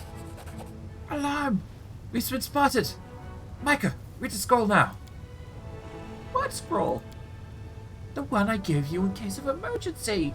You haven't been practicing your handwriting on it in case someone asks you for an autograph, have you? Quiet! I have the scroll. I'm reading it now.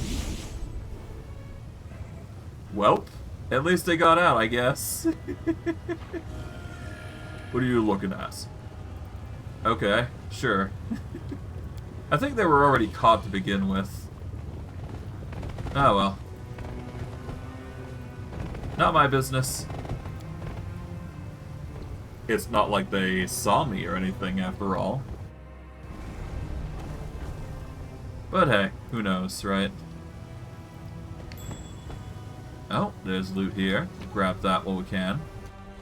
Ooh, some nice, we got some dinosaur bones compensated there. Nice. That's gonna help us.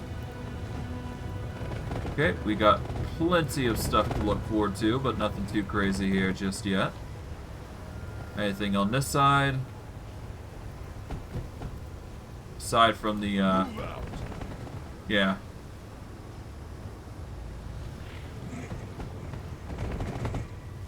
Okay, well. All things are coming in close. And there are vampires. Let's save here. Yeah, we're gonna have to save here. Hold on. Head on! Be on your way. Our conversation's not meant for your ears, stranger. Knowledge is the key to victory. No. Such a pain. Let's take care of this skin. Well, that's unfortunate for you. You just buggered with the wrong person. Alright, Evelyn, you're gonna wanna... I guess we throw down an aura here. There we go. There we go. They're gonna try their best to take us out, but to no avail. Yeah, no, we've got some serious AC here, so we're doing quite well. Yeah, they don't stand a chance, jeez. Then again, we are on core difficulty and we're doing really well in our AC, so we're doing competently, I would say. So that's a good thing. At the very least, we can say that we're doing what decent. more than the most normal person, right? Okay, there's a trap there, obviously. Okay, Alushinyrra guests. Interesting. We'll save here because we did manage to get a nice kill there. Hey, Thrall.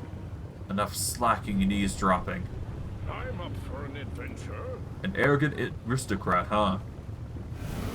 If your massive failed to beat you into submission, we will, mortal Thrall. Time for words. Whoa, whoa, whoa. Somebody's a bit aggressive. Alright, so... auras. Of, up the wazoo, I guess. You're going to... okay, so people are targeting Evelyn, so we're going to want her to back off for a sec. Then cast a icy area here. Alright.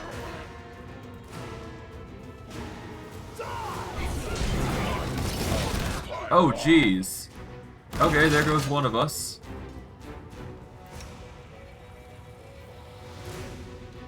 Seriously? Have you not cast it yet? Come on. Alright, Sirocco, there we go. Now they can't really do much. Oh, Evelyn is getting targeted, so back her off. Okay. Here we go. Skeletor, alright, so...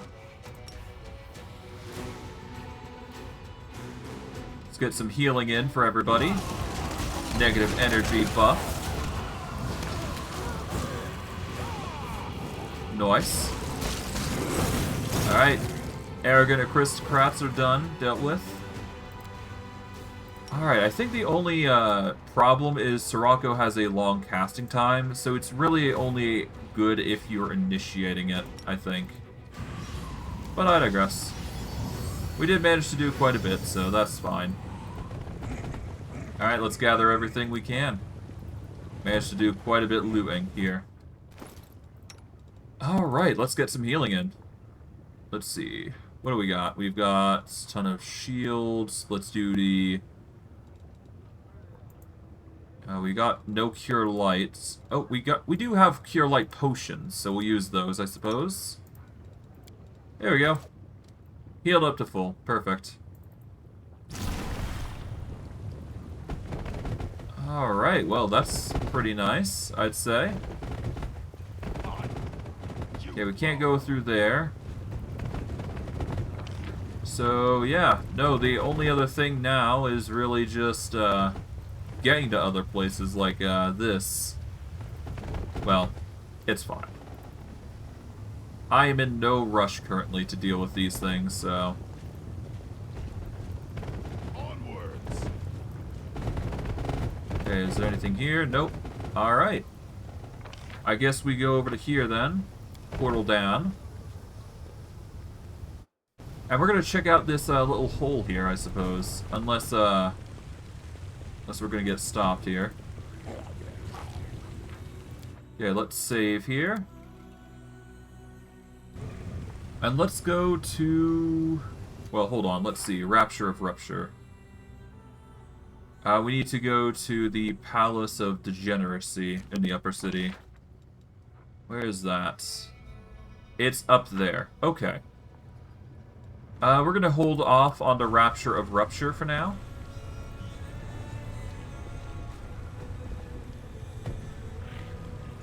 Let's see. Yeah, there we go. Nice. Okay, with the Rapture and Rupture, we can go up. Yeah, we just need to go over to here, I guess. So we need to go across.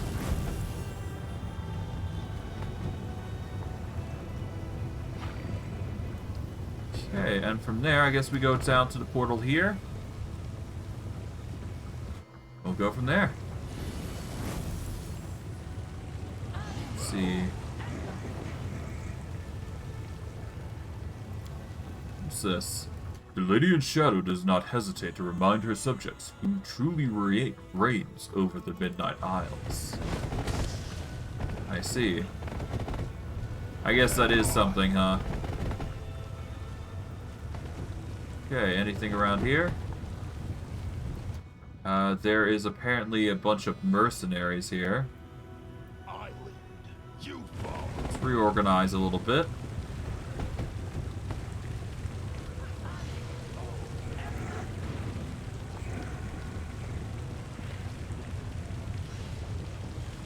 Okay, well, that's not something we concern ourselves over, but we will go over to... Yeah, we need to go over to the palace, so we need to go this way, I guess. Let's see. Oh, a knowledge. Hello, hello. Did you see that? And that's a success. The purple fog, just like the moon in the night sky, is a product of the will of the Lady in Shadow. She could give her realm any appearance, and she has chosen this one. Alright then. Got a bit of a stairway leading to here. Let's see, hold on. Do we have any actual quests here? I would imagine so, but I digress. Mortals, your kind Onwards. Hold on. Your kind should kneel in our presence. Never Sure. stop learning.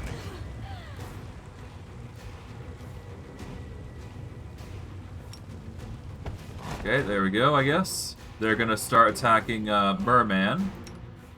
And they're gonna regret doing so. Okay, well, Burning Arc, I suppose. It's a good staple. Alright, here it comes. Then we start with you, I guess. There we go. Skeletor, come on. Get the hidden. Didn't even cast a spell. Well, whatever.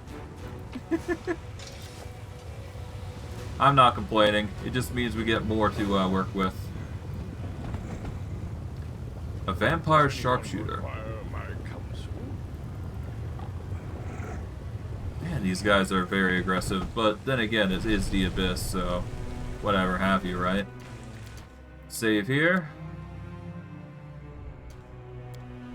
And let's go to the palace, I suppose. Let's see what's going on here. Ah, the sinners.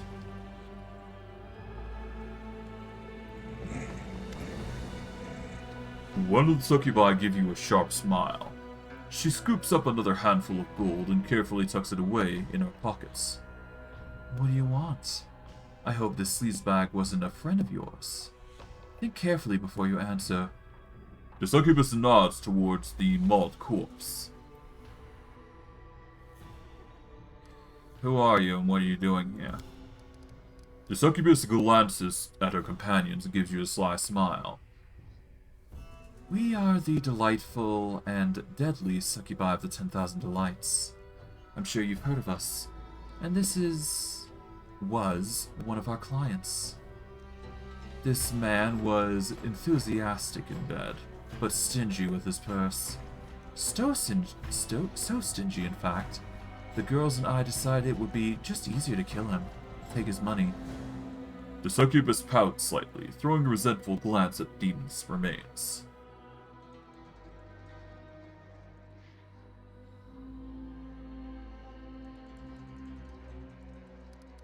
$5,000 gold. That's what it'll take to buy my silence. Hand over the money and I'll be on my way as if nothing happened. The succubi exchange glances and giggle playfully. Aren't you clever? Here you go, it's all yours. You've already taken 10 times the mountain loot. I'd like to hire you. I want you to entertain the champion of the arena. The succubus looks intrigued. She exchanges a glance with her friends, and there's a mischievous light in her eyes. You've just seen the dead body of our former client, and you still want to hire us? You must really like to take risks. Or maybe you really just hate this champion of yours. Either way, we'll take the job. As long as you pay 40,000 gold, we're all yours, handsome. I already paid your mistress for your services. The succubus shrugs and responds in a petulant voice. But you haven't paid us. If you make a deal with the mistress, then you should take it up with her if you want something done. Don't just come running to us.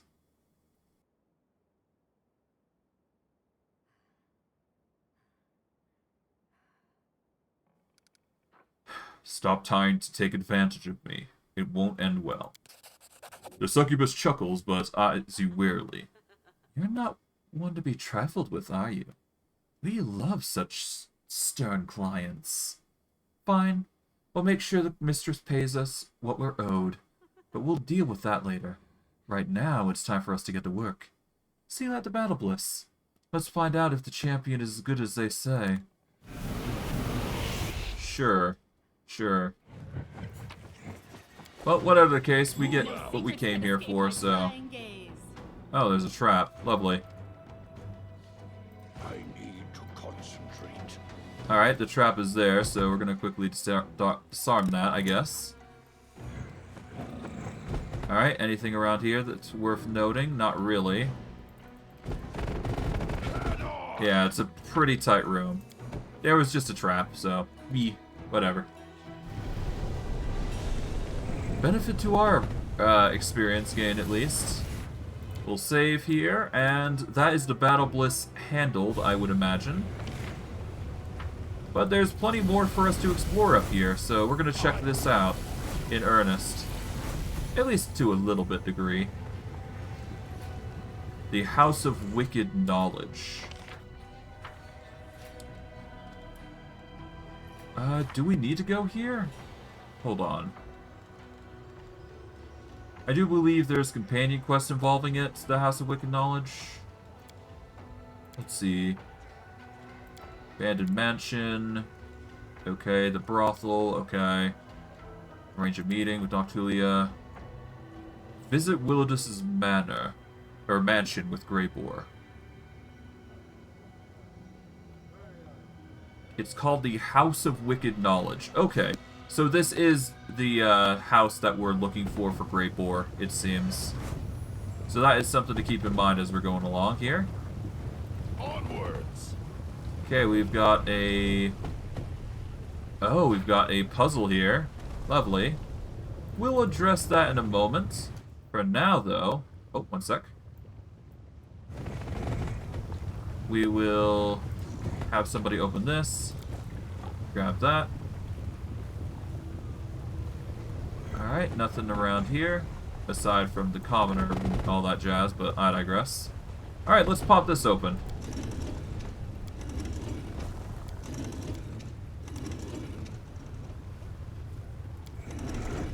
Okay.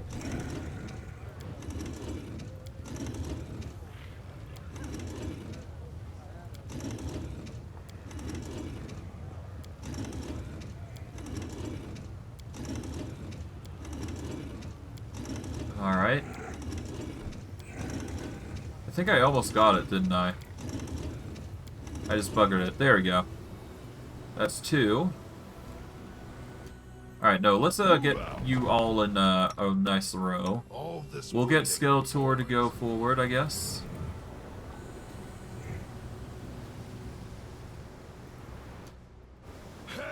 Okay, so he's not able to go there. Okay, so it's opposite way. There we go. That's 1. Now Evelyn.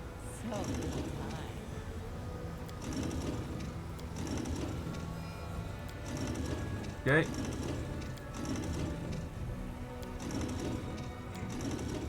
There we go. Evelyn goes next. Trapjaw. Alright, Trapjaw goes next.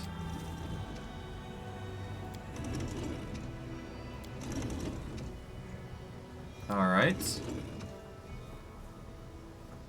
I think that's allowed. No, it's actually, you need to rotate it another degree.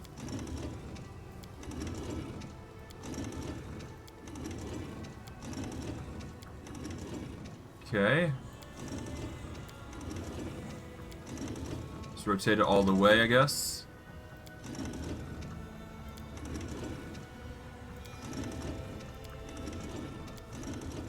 There we go. Now it's rotated. Okay, we're gonna go with Merman now.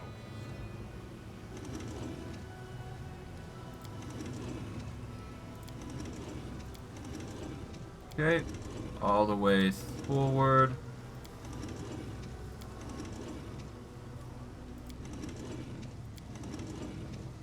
Done. Alright, that's another. Alright. Now let's organize this so we can see it properly. There we go. And that should yield us a new treasure, I think, by the bottom of it. I think. Alright, let's gather everybody to go there. Let's see what we get. Hello, hello. Oh. Ah, Wail of the Banshee, lovely. Because apparently it's trapped. Okay, well, we're grabbing everything here. Summon Nature's Ally 1, and we got the Faithbreaker. Or Bearer, rather. It is a +4 Holy Scimitar that when it confirms a critical hit, they make a lore religion check, DC 40. On a success, all allies are healed for an amount of hit points equal to the number of ranks the wielder has in lore religion. Oh, interesting. Okay, so if they make a successful lore religion check, DC 40 every time they swing the blade, then they can heal everybody. Oh, 1 second.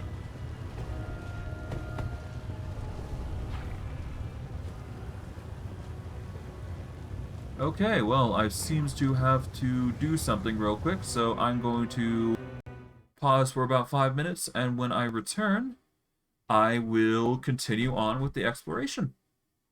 So, see you guys in 5 minutes.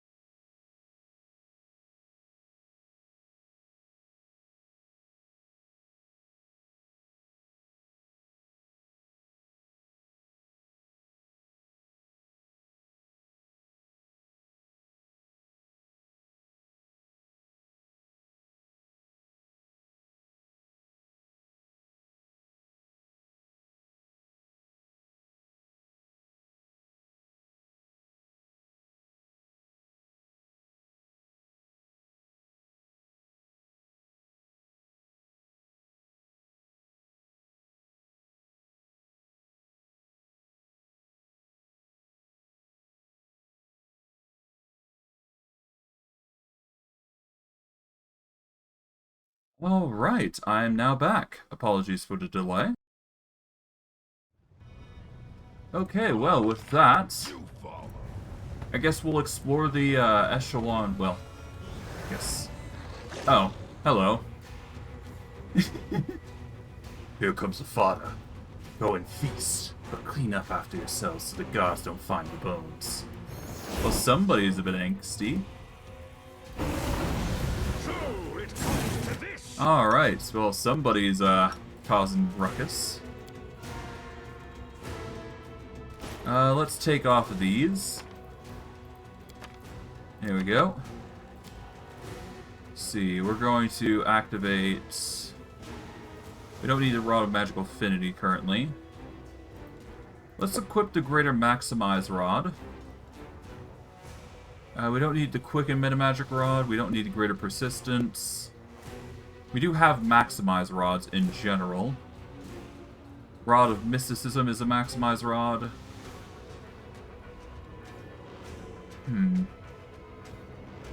We'll get the Greater Persistence, why not? Greater Persistence will allow us to utilize some interesting effects. Let's see, this is already persistent. So we're just going to use Maximize here. So that way they have to save twice or, well, get affected, basically.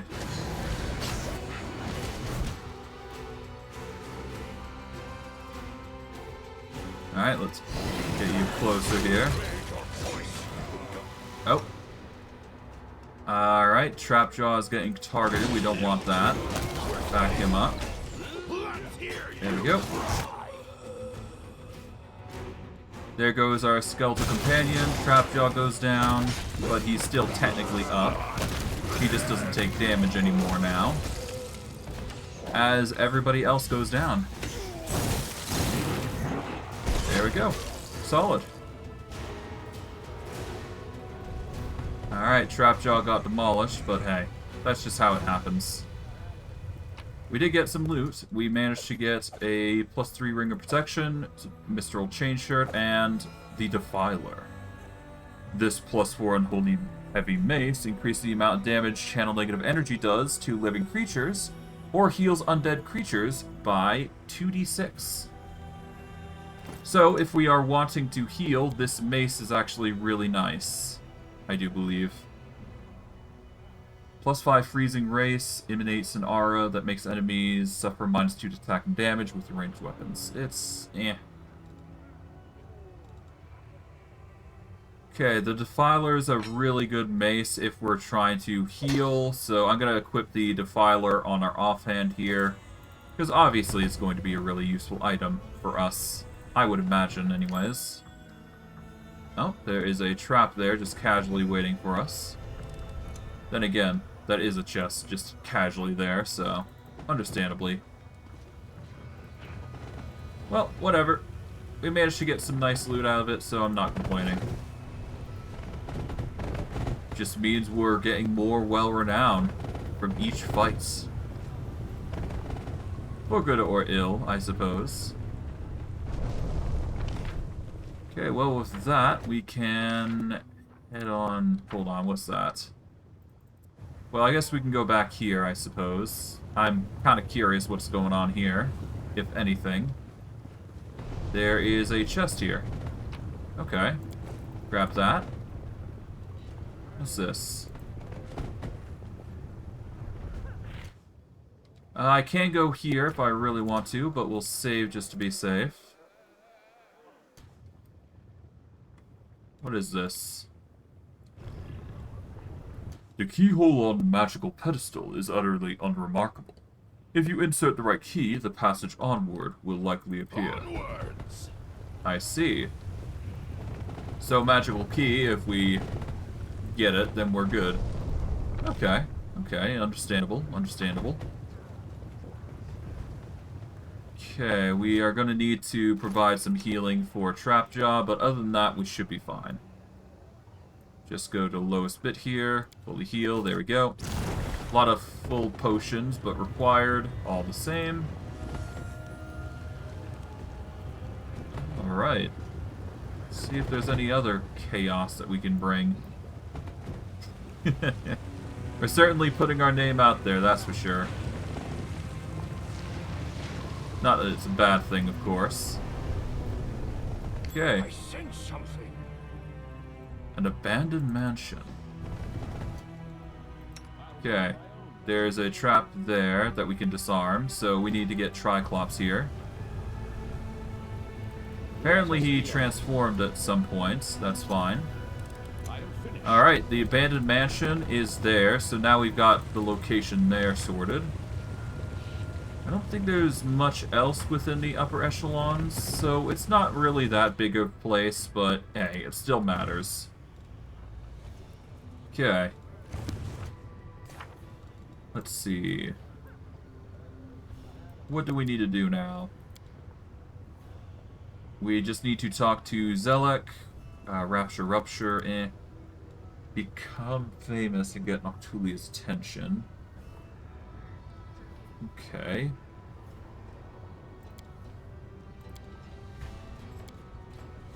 Secure an audience with the Harm of Ardent Dreams. Try to secure an audience with the city rulers. Alright, let's go to the Battlebliss arenas now. So we're going to go to Battlebliss here. We're going to engage in a fight, and we'll see how well we fare, ultimately. Because it really depends on how well we fare on the fight to determine how well we're going to be doing overall, so... every bit counts. Every bit certainly counts. Seriously? Come on. The camera requiring certain rotations is really annoying, but... that's just how it works, I suppose.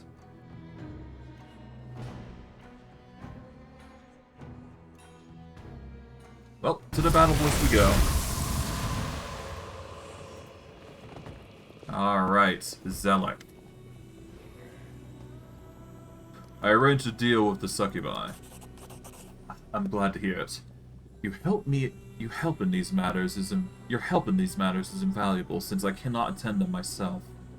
I think you will find the reward for your assistance is quite generous. I've arranged a fight for you. Against a member of the Andrian League. Please let me know as soon as you're ready.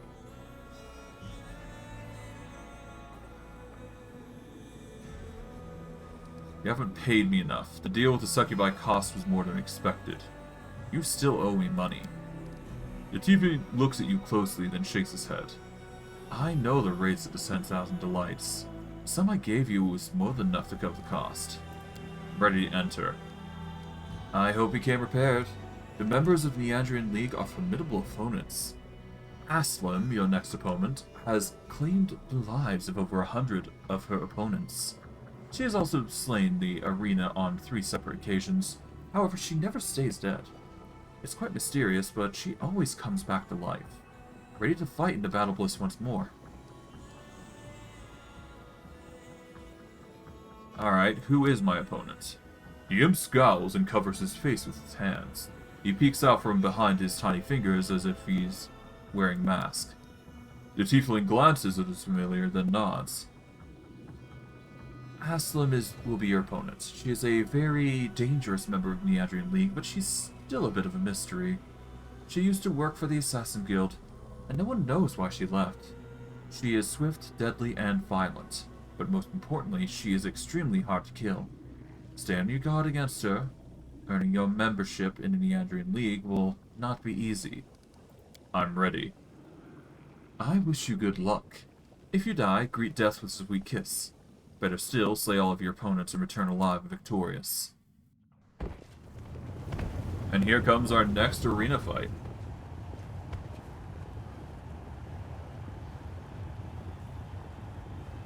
Now he wants a place in the Andrian League. This is Skeletor, the Method Slayer. The Neandrian League proudly presents its fighter. You all know her, you obsess over her, and you all fear her.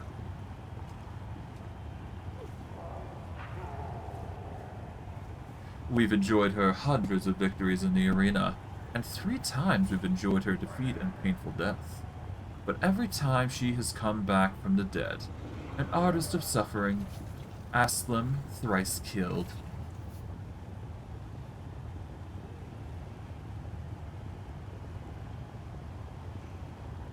Cut out your eyes faster than you can blink. Oh, sure you will. Sure you will. The winner of this fight will be granted membership in the Neandrian League, and the other will die. Or in the case of Aslam, not die. We'll have to find out. Fighters, commence battle.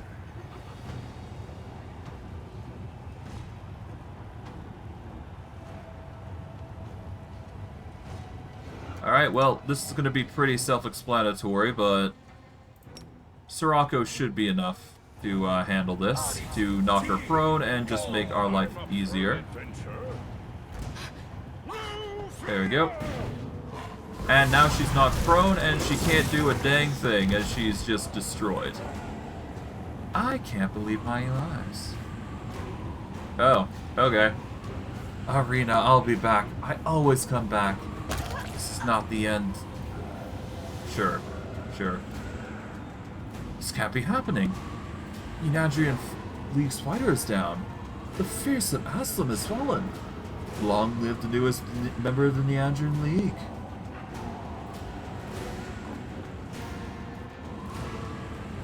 Well, that was easy. Battlebliss solemnly raises his hands for silence. His eyes sweep across the arena before coming to rest on you. There's a sly look on his face, and he gives you a cheerful wink before quickly resuming a pompous and dignified expression. He turns back to the crowds, and his voice booms out over the arena. Behold, the newest member of the Neandrian League. He is invincible, bloodthirsty, violent, and cunning. It is Skeletor, the Mephistslayer. Glory and death. The crowd grows wild. Demons climb over one another, trying to get a better look at you. The roar of spectators grows so loud you can feel it in your bones. The audience is utterly enthralled. They look at you in wonder and worship you as if you were a god.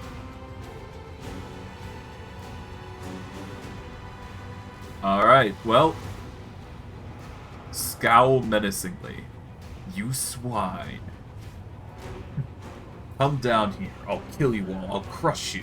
I'll tear you to shreds. The crowd roars its approval. Screams of the audience shake the arena, and the Battlebliss trembles with the noise of their stomping feet. They pump their fists excitedly and yell in unison. Mephistslayer. Irdelmeth lays his fat hand on your shoulder with an exaggerated friendliness. This gladiator is no longer an unknown fighter, a loner without a place to belong. For his valor and courage, Skeletor will receive a collar of the Neandrian League. From now on, he is the previous property of the Battlebliss. Or the precious property of the Battlebliss. I am pleased to tell you that I have personally taken this worthy warrior under my wing. Look out, champ! Irdelmeth pats you on the shoulder again, and as he does, the world around you fades to black.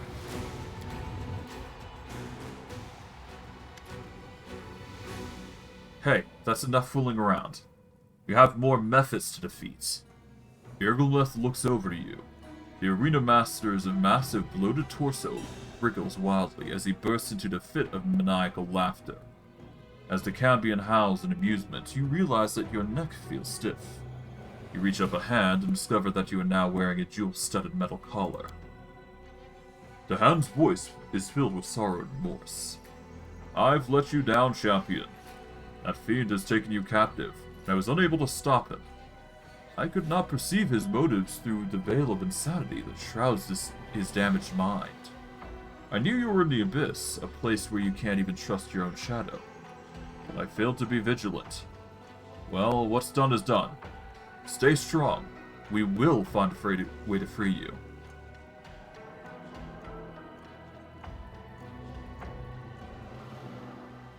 I expect an exclamation. Irdelmeth grins. What did you expect? You were so desperate to join the Neandrian League, now you're just a member. Did you really think I'd let you wander around Alushinyrra and risk your ass out on the streets? Well, think again. I don't want anyone to slit your throat and leave you bleeding to death in some back alley. A death without any spectators? Absolutely not. No, when you die, the crowds will be screaming from the stands. That's a promise. The Cambion points a collar to your... The Cambion points to your collar with a smile. Please accept this small gift with my compliments. It will guarantee your safety.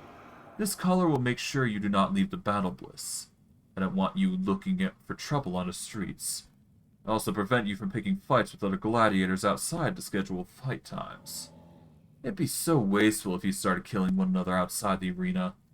The crowds would miss on all the action. No, there will be a time and place for fighting, but here you can experience other kinds of entertainment.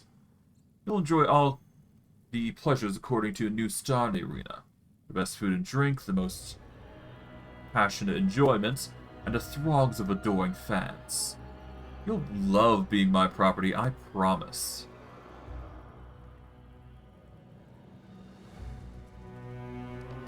How dare you? You're trying to enslave me? It's disgusting. No. You'll be my property, but I won't treat you like a slave. I won't make you run errands for me or force you to do anything humiliating. You are my treasure, my precious instrument of violence. You will be a paintbrush in the hands of an artist. Yes, the arena will be my canvas, and blood will be my paint. I will use you to create a masterpiece of violence, pain, and death.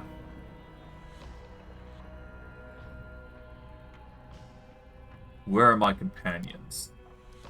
Urgulmeth sounds distracted. Your companions? Yes, that group of Galarians who came looking for you. But I gave the guards strict orders to keep them away. Are they your slaves? Forget about them. You won't need them anymore. I own the best people in Alushinyrra, and they are all at your disposal. Free me now. The Cambion burst into a fit of hysterical laughter. Oh, how I wish I could make you angry really angry right now. I'd love to watch you destroy everything, but now is not the time or place. You'll just have to accept that from now on.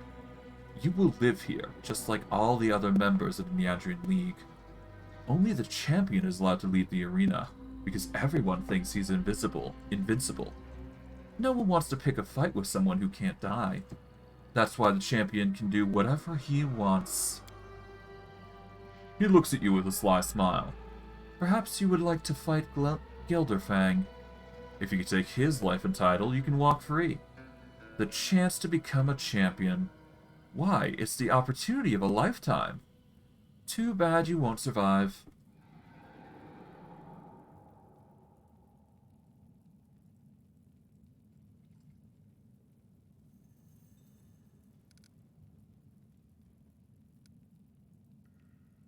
Alright.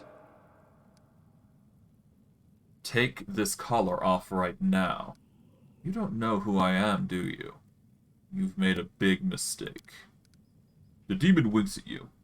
You do realize that you're not my first obstinate guest, don't you? Some of the creatures who have worn my collars once aspired to become demon lords. Trust me, I'm very prudent. My collars are designed to restrain all manner of creatures. Not even a Balor could escape.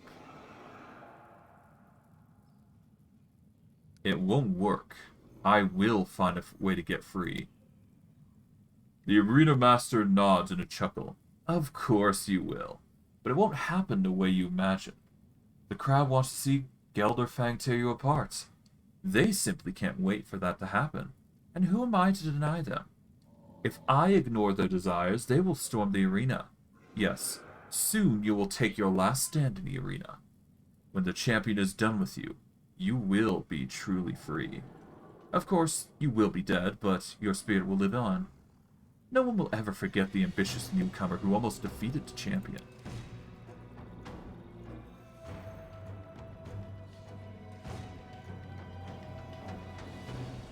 This collar reminds me of the seal we broke back in Dresden. If I try to break it here, its powers will be unleashed, and the collar will likely kill you. I don't want to take that risk. At least, not right now. Let's only consider that option as a last resort. But now, you should try to stay calm. Be vigilant, and look for opportunities to escape. I'm certain you'll find a way to get free. Not everyone seems to like the way you run the arena. Oh, please don't start spouting all that rubbish about fair fights. What does that even mean? One of the opponents is always stronger than the other. That's the whole point. After all, the fights are supposed to be entertaining. The spectators come here to watch the strong triumph over the weak. They want to enjoy the taste of victory without ever leaving their seat. The arena is a theater of violence, a deadly circus. But it's not a fighting pit. After all, fights always follow one or two narratives. Either the monster prevails over its helpless victim, or the invincible hero chops off the monster's head. The outcome in every fight is predetermined, and its narrative depends on what the spectators want to see. Some fighters are crowd favorites. The audience cheers them on with whistles and shouts of encouragement. And of course, there are fighters that they despise. The crowds jeer from the stands. Why would anyone want to change all that? It would ruin the show. The audience wants a performance, not a competition match between two professional gladiators. What's the point of a fight without any drama? You might as well just flip a coin and decide who wins. Nobody wants fair fights except Zeklex. The audience likes things the way they are. But Zeklex handles the betting tables, and they haven't been very profitable. Of course, under my management, the arena makes money in other ways. But that's not enough for him. He wants to turn my magnificent theater of violence into a stupid slaughterhouse.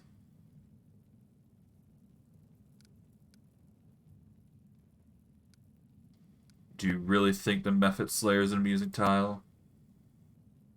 There's an obscene light in the champion's eyes. He nearly chokes with laughter. Yes, I think it's magnificent. All of Alushinyrra finds it funny. You must admit, I have a talent for inventing memorable nicknames. Alright, I see your point. It's quite funny. The two of you laugh together for some time. You can sense there's something not altogether right about his laughter. It feels unhinged, but it's also intoxicating. And as you drink it in, you feel the faint aftertaste of immortality on your lips. I think you've gone completely insane. Irgelmeth smiles disarmingly. I surely am. I'm as mad as a hatter. My marble's long lost, but what did you expect? You're in the abyss. Everyone is crazy here. If you are sane and sensible, you are shunned by society. You'll be considered an outcast. I think we're done here. Get some rest and restore your strength. The healer will mend your wounds, and Zeklek will take care of other needs. Alright, well, our skeleton's gone for now, but hey, we got animal companions all the same. Zeklek takes a weary step back. I thought I convinced Irmeleth not to take you captive, but clearly I was wrong. But he is a raving lunatic and constantly changes his decisions. You should direct your anger towards him. Did you know I was walking into a trap? I didn't know for sure, but I did have my suspicions. All the members of Neandrin League are considered Irgelmesh's property. And since gladiators are valuable assets... Oh, hold on. Sorry. Lost track. I lost track, sorry. And since gladiators and valuable assets are not allowed to leave the arena, all the elite fighters of the Battlebliss wear these collars. However, I did suggest to Irmeleth that he should make an exception in your case. I told him that he should allow you to remain free. I thought I managed to convince him, but clearly I was wrong.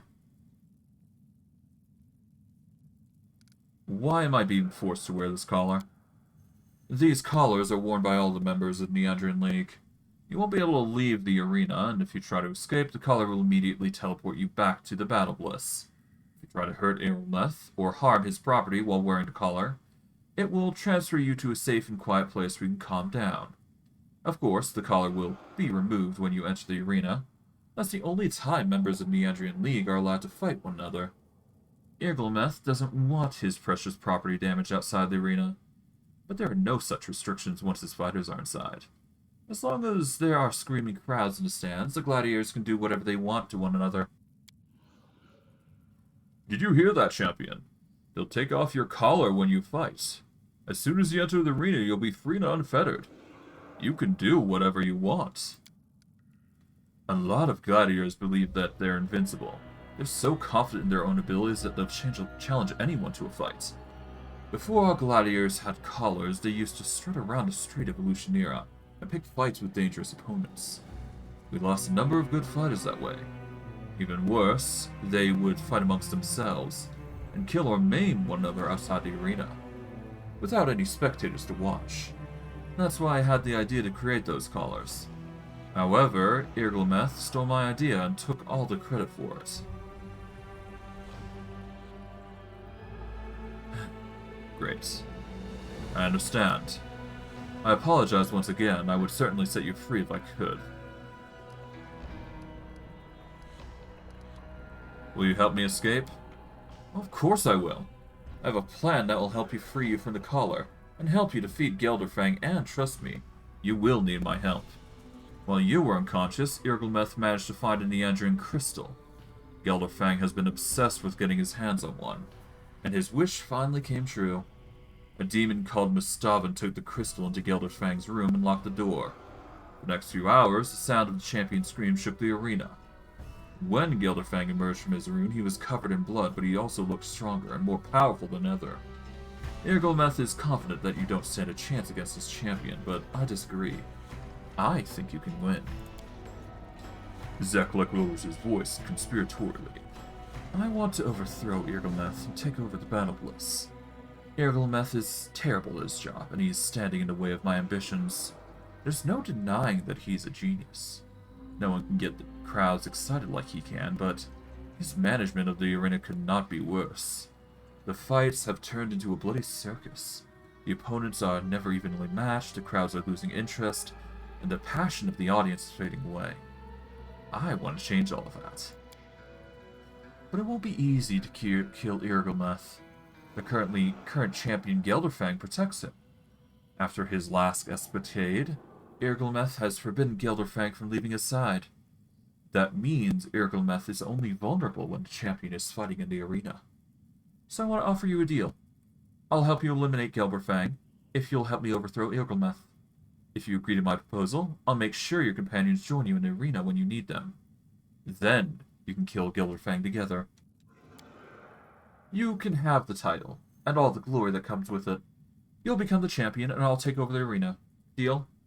The tiefling extends his hand to you, and looks at you solemnly. Did you mention Mustavan? I killed him not long ago. I have heard more than one person claim the same thing before. It didn't stick. That weasel Mustavan is surprisingly hard to kill.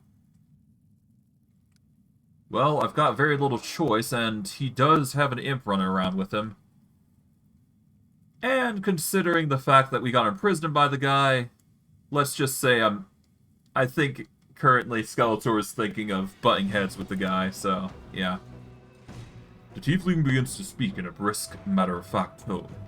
The imp nods in his agreement with each sentence. Erlmeth will begin the match by sending out weak fighters against you, just to whet the audience's appetites. He'll definitely bring out the Galarians you brought. They aren't fit for a fight anyway. I placed my homunculus among them, so make sure you keep an eye out for him during the battle. He is extremely fragile. If you break him, he will self-destruct and cause a powerful magical explosion. I'm sure you can find a way to use this ability to your advantage. The gladiators you brought from Rurlong will probably fight against you. They may belong to you, but I doubt they will make a difference. Of course, you can try to persuade them otherwise, and they would certainly make valuable allies. However, for now, I consider them a hindrance rather than a help to our plan. Gelderfang is of course an extremely dangerous opponent, but he's not without his vulnerabilities. For example, he doesn't know that you hired the succubi to keep him company. Since you paid for their services, I think they'd be willing to accommodate some special requests. If you want to weaken Gelderfang before the fight, I'm sure you could persuade them to help you. I think that's everything. Try to make use of these advantages during your fights. It'll be best chance to defeat Gelderfang. And while you fight the titled champion, I'll eliminate Urkelmeth. He'll be vulnerable without his favorite bodyguard. And then the Battlebliss of Arena will be ours. Of course, you won't have to fight Gelderfang all by yourself. Your companions were worried when Urkelmeth kidnapped you. I reached out to them and secured their cooperation. I'll make sure they join you in the arena when the time comes. Alright, is there anything I should know about my fight with the champion? The fight will not be fair. As you already know, Urkelmeth doesn't believe in a level playing field. First, he will send some weak fighters just to whet the audience's appetite. Then you'll have to face more experienced gladiators. I have no doubt you'll defeat them, but they might prove troublesome. Try not to let them wear you down, and avoid injury as much as possible. You'll need to save your strength. Next, I suspect some of the members of the Andrian League will enter the arena. Urkelmeth will send in some of his most loyal fighters. I expect to see Aslim and Ruxa. They don't care if their fight is fair or not. All they care about is golden fame. Finally, after all that, Gelderfang himself will enter the arena, and that's when Urkelmeth will be defenseless.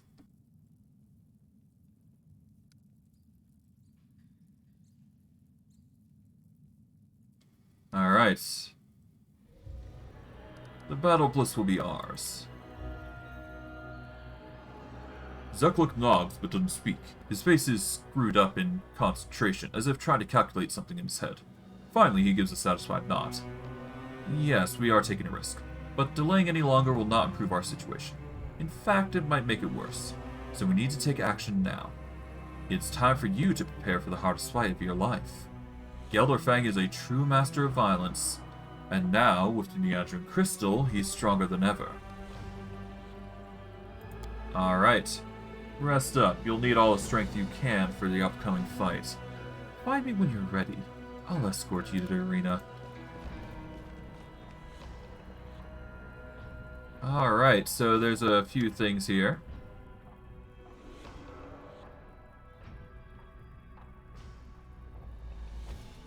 The Galarian slaves are even worse conditioned than they were when they brought you from Ragian flesh markets. Judging from their appearance, they've been whipped more than they've been fed. They are gathered around a scrawny young man with a badly mangled leg, who appeared to be their leader. Their faces are grim and sullen, and they stare at you in silence as you approach. Their leader glares at you angrily, and you can feel the hatred in his eyes. Standing some distance away from them, you see a crooked, awkward creature with blank eyes and a slack-jawed expression.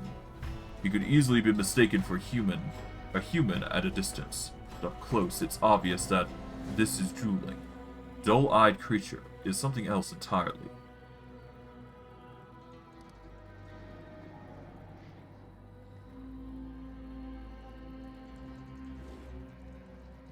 Eyes down, you maggots. Are you trying to make me angry? The young man with the crooked, badly healed leg bares his teeth angrily. He begins to speak, but a sharp jab in the ribs from one of the other slaves knocks his breath from his lungs. He coughs, spitting blood from his mouth, then wheezes. When did you become such a bunch of cowards? We're all dead meat anyway. We'd better have a good old-fashioned talk with this someone. Galarian heart to heart. The others don't have his courage. They avert their eyes submissively, and nervously huddle around their leader. I'm going to fight against Gelderfang soon, and I want you on my side. The slaves begins to whisper nervously. Their leader looks at you angrily and asks in a defiant voice, "Why should we help you? You're the one who set us here. You've doomed us to certain death. Why should we fight on your side?"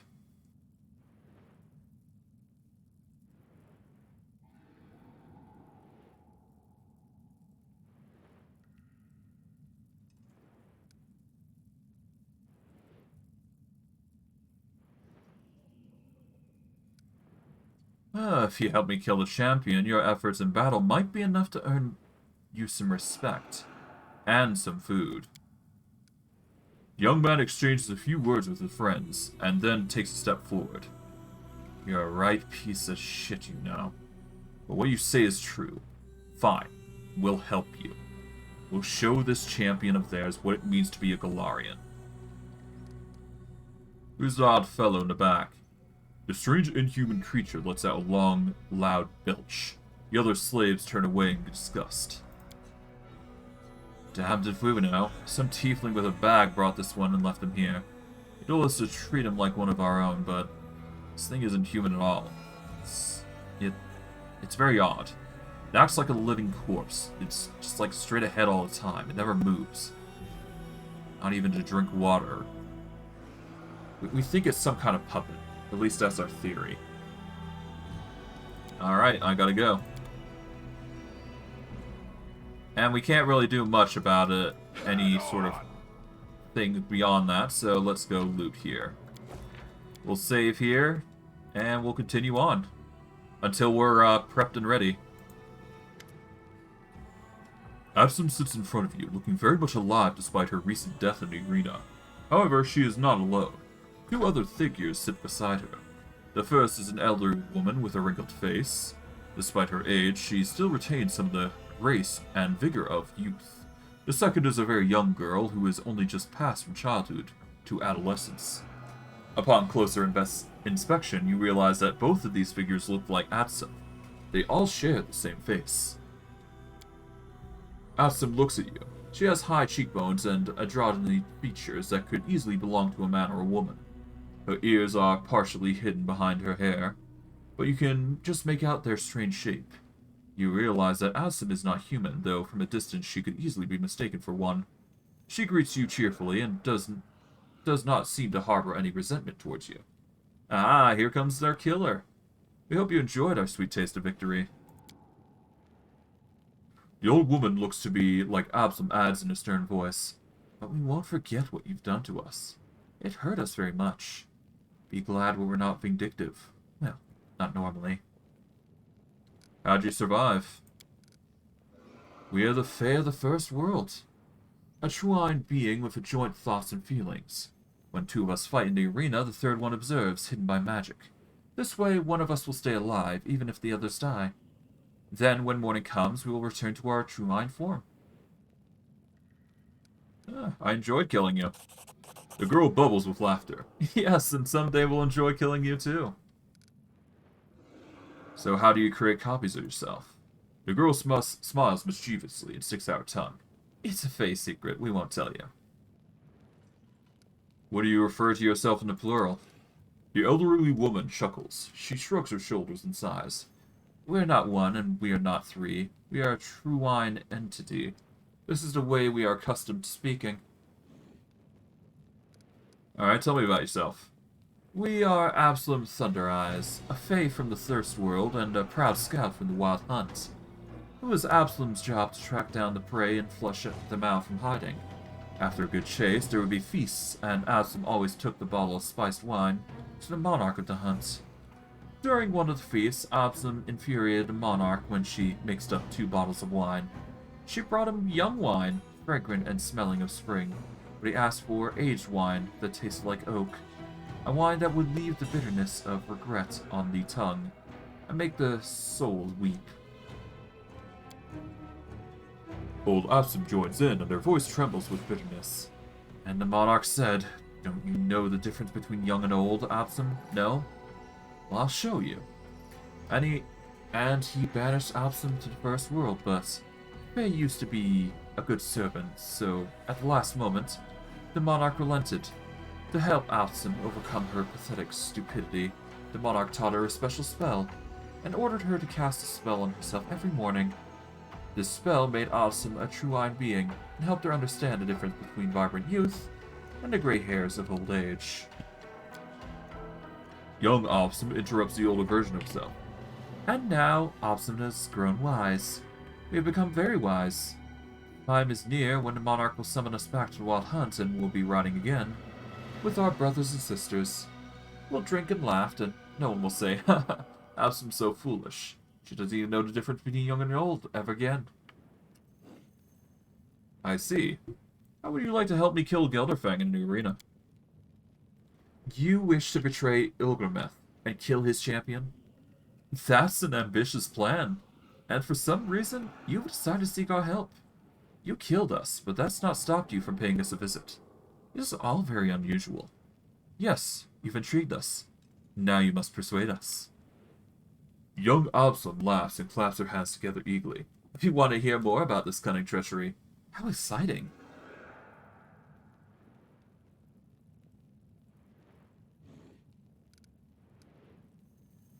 Well, I'm sure I can give you a reward that's better than anything Irgilmeth could offer. But you will only reward us once.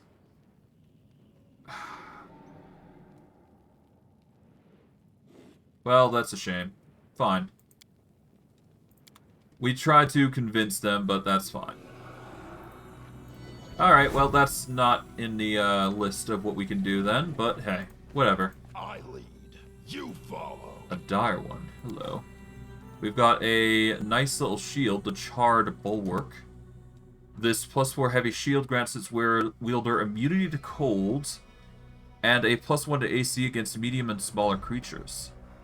So if we want cold immunity, that is the best way to go about it. So that's a nice addition. Dire one. A huge dark-skinned man sits quivering in the corner. His giant body is covered in scars. Many of his injuries look like they should have been fatal, yet somehow he's still alive. Some of his wounds are still fresh, but no one has bandaged them up or tried to heal him. The man's skin is in tatters and blood oozes from his broken body. He is clearly in a lot of pain, and it's hard to believe that someone so badly injured could maintain consciousness. He casts a wary glance in your direction and grunts something unintelligible. You can't make out his words, but his tone is an unmistakable warning not to come any closer. Who are you? The gladiator snarls at you. He looks tense, ready to spring. He's clearly not comfortable holding a conversation. A low feral growl rumbles in his throat. The dire one. Can you understand me? There's a mixture of fear and anger in the man's bloodshot eyes. Perhaps he doesn't understand you, or perhaps he just doesn't want to talk. Alright. The gladiator moves with surprising speed. As you reach for the items, he snatches them away. His voice is a hoarse whisper. Not yours, going away. I see. Interesting. Interesting. Oh, more chest, more fancy stuff to add to the list. Okay, we can't go any further there, so that's off the table, unfortunately. But that's just how the cookie crumbles. There is no ultimate experience, I do believe, with getting them to side with you, so we'll just kill them again. No harm, no foul. Okay, well, a shame, but that's fine. Okay, we got the arena healer, got some gladiators here.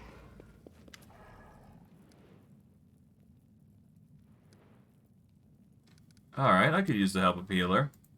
Let's show me your potions. Price in descending order. I guess, yeah. There's weapons, there's armor. There's the kinetic diadem again, but we don't need that. There's potions to cure serious wounds, we'll grab that. The cure moderates just in case. And that's about it. Yeah, we don't need anything else. Deal. Okay, skilled gladiators, demon butcher. Oh, hello. Oh. Good evening. You follow. What's going on here? Hello. A massive scaly demon greets your arrival with a roar of fury. She spins her weapon towards you with practiced ease, stopping the blade an inch from your chest. Polarian, new blood. You have not been in the league for long, but you've already been given a chance to fight against Gelderfang. I've been fighting in the arena for over a year now, but Irgilmeth protects his champion from me. Pathetic cowards, for both of them. Alright, who are you? The demon twirls her weapon in the air. The blade comes within a hair's breadth of your face. Surely you already know. I am Ruxa, the future champion of the Battlebliss. We Vavakia are the greatest of races, and even among our own kind. I'm considered the best and strongest. The power of the roars within me was a gift from Lamashu herself. She gave me the strength to conquer the entire universe. What can that pompous weakling Gelderfang possibly do to me? I'll take him by the neck with one hand and I'll grab his wings with the other. Then I'll tear him apart. Do you worship Lamashtu? The demon answers with a proud roar.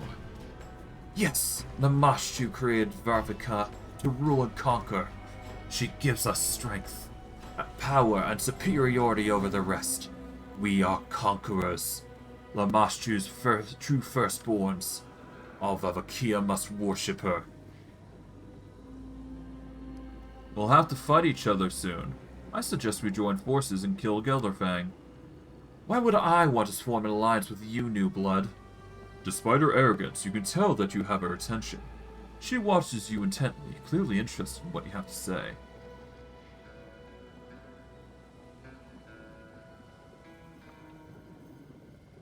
If you help me kill Gelderfang, I'll let you have the title of champion. You expect me to believe that? You're not that stupid. You won't give up the title of champion without a fight. Fine. Onwards. Seems like we're gonna be fighting everything then. Alright, fine. Seems things are just not going our way, huh? Alright, let's save here, I guess. I guess I could reload. There is no harm in it, right? Yeah, let's just pick this lock for now. I just can't. Come on. Pick it. Okay, well. You know what? Let's load. Bugger it. Why not? Let's just get everything in the order, because why not? I'm kind of... I've never done it before, but I'm very interested to see how stacked I can make the odds against Gelderfang at this point. So we're over here. Right, so we've already convinced the Galarian slaves. Okay, we're gonna go...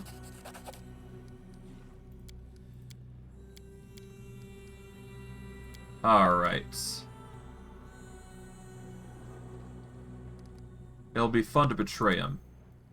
Yeah, there we go. Okay, so yeah, no, they enjoy the idea of a joke. So... Yeah, they going by their Fey nature, they enjoy a joke. So that's the reason why I went that route there. So now that we have their support, we can go and see about getting other people involved, I would imagine. Alright, we do need to talk with the dire one, though. Oh, we did manage to get that. Oh, so yeah, no, I failed this, even. Trevor. Are you Trevor Valenick, Sociel's brother? The gladiator goes still, his gaze at you, lips trembling. He seems to be trying to speak, but the only sound that comes from his parched throat is a dry, wheezing croak. Finally, he nods and manages to choke out hoarsely. Sociel. Yes, he's my brother. After a pause, the gladiator touches your hand with rough, deformed fingers, as if he's trying to greet you with a handshake, but can't quite remember what he's supposed to do. Are you his friend? My friend too, then. Can you understand me? There's a mixture of fear and anger in the man's bloodshot eyes. Perhaps he doesn't understand you, or perhaps he just doesn't want to talk. Alright. But yeah, no, that is, if you get the knowledge check, you get to discover that, yeah, Sociel's brother is in the arena. And unfortunately, we can't tell him that just yet, so we're sort of stuck in a hard place there. But I digress. It's no big deal. Okay, we're going to do this. We'll save here at this point, because we are successful in those. Alright. Finish that fight up there. Gotta loot there. Talk with Ruxa. Alright. Let's see. Irgilmeth will rig the fight. He won't let you defeat his champion. Yes, Irgilmeth is both smart and cunning, but he's a coward. He won't let me break his favorite toy in a one-on-one fight. Fine. I won't kill you in the arena. I'll wait until Gelderfang shows up to fight you, and then I'll tear him to pieces. Perhaps I'll even let you live after I've finished with him. If you grovel in the dust and beg for mercy, I might choose to spare you. Alright, well. You follow. There is going to be no excitement for Irgilmeth at this rate. Nothing for him to enjoy anyways. Well, whatever the case, that's fine. Take that. We'll save here at this point. Ah, so Gelderfang is that guy. Okay. We'll do a quick pick here. A waste of my time. Let's load it up. And we're going to try and pick this lock, I guess. Why not? And yeah, that's Gelderfang, the guy over there. Or the guy that, yeah, this is Gelderfang, basically. A waste of my time. I guess we're going to try and, yeah, let's start by picking the lock. And then we'll go from there. Worst case, we'll break the lock, but I don't want to go through that.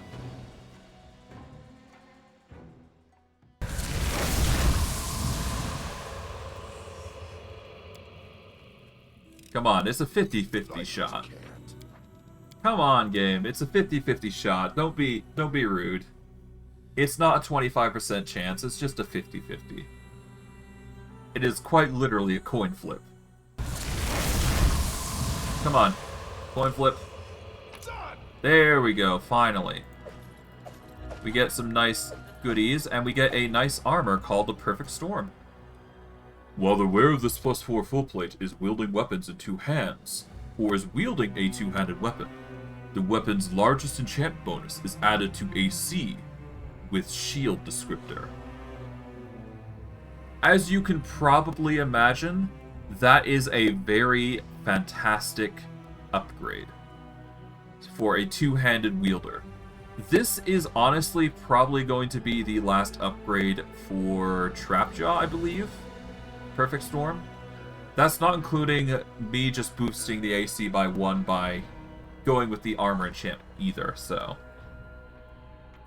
Alright, let's talk with the sinners here. The succubus you hired on Zekulek's instruction recognized you at once and waves at you enthusiastically. You really pulled out all the stops. But tell me, is your ambition to kill Gelderthang? If so, that would suggest you have an ulterior motive for hiring us. Is there something in particular you had in mind? What do you need us to do? The succubus lowers her voice conspiratorially and glances briefly at her companions. You follow her gaze and realize that they are all busy distracting the champion's attention from your conversation. As a champion, is Gelderthang enjoying himself? The succubus gives you a wink and lowers her voice. He is absolutely enthralled. He believes our visit is a gift from an ominous fan. If it weren't for your press into Battlebliss, he would have been completely happy. But it seems like your arrival has made Gelderfang a bit cranky. Of course, he pretends like everything is alright, but he clearly considers you a threat. Gelderfang hasn't been afraid of anyone in a long time, so he finds you deeply unsettling. I do have a job for you. The succubus exchanged a glance with her companions. Well, of course. After all, that's why you hired us. You paid for our services and we're ready to do a job. What do you have in mind? Just give the word and we'll make this lecherous champion miserable.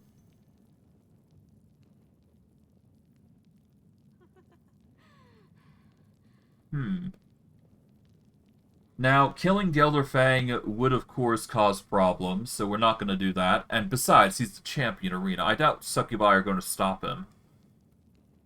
Lacing his drink with poison is not going to work because if I do recall correctly, most demons are immune to poison. So, the next best thing you can do is seduce him before the fight. Wear him out with games of passion until he is thoroughly exhausted, I think is the best choice. Yeah, so seduce him before the fight. The succubus smiles at you, revealing her even pearly white teeth. You know what to ask for. He is an incubus. He has a lot of stamina, and no one can outlast him in bed. Well, no one except a succubus. Fine. We'll arrange a very special night for the champion. By the time we're through with him, the Elder Fang of yours won't be able to punch a quasit. I have to go.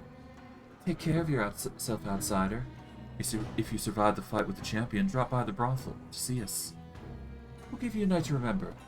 After all, Gelderfang shouldn't have all the fun. Alright, Gelderfang. Gelderfang greets you with a condescending stare. He looks at you smugly, flexing his muscles so that you can see his chiseled abs beneath his smooth, flawless skin. His teeth has been neatly filed, and his impassive eyes hide a cold fury that could ignite into a hot flaming rage at any moment. You get the feeling that it wouldn't take much to set him off on a rampage. Ah, you must be my next victim. So, you're the little Galarian who wants to challenge me for the title of Battlebliss champion.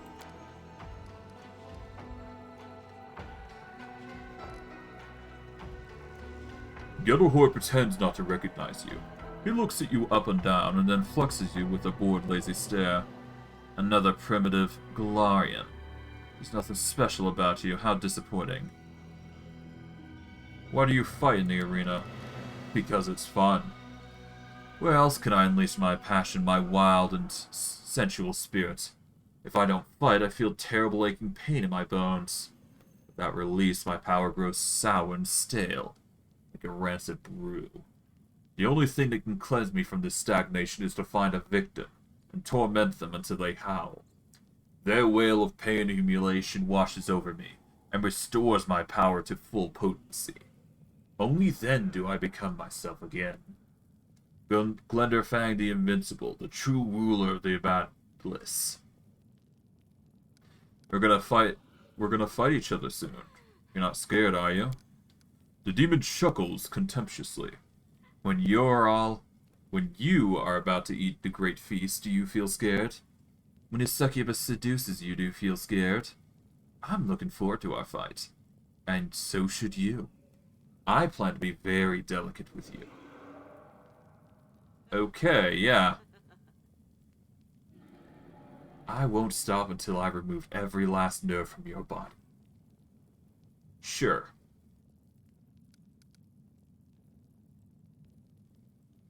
I have killed a lot of your kind back on Galarian.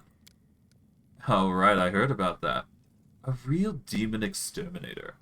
Supposedly you have amazing powers or something like that. But you don't seriously think that your enemies on Galarian could compare to a demon like me, do you? Even my rivals are more powerful than my puny foes you defeated back on the world. Sorry, but your special power aren't enough to impress me.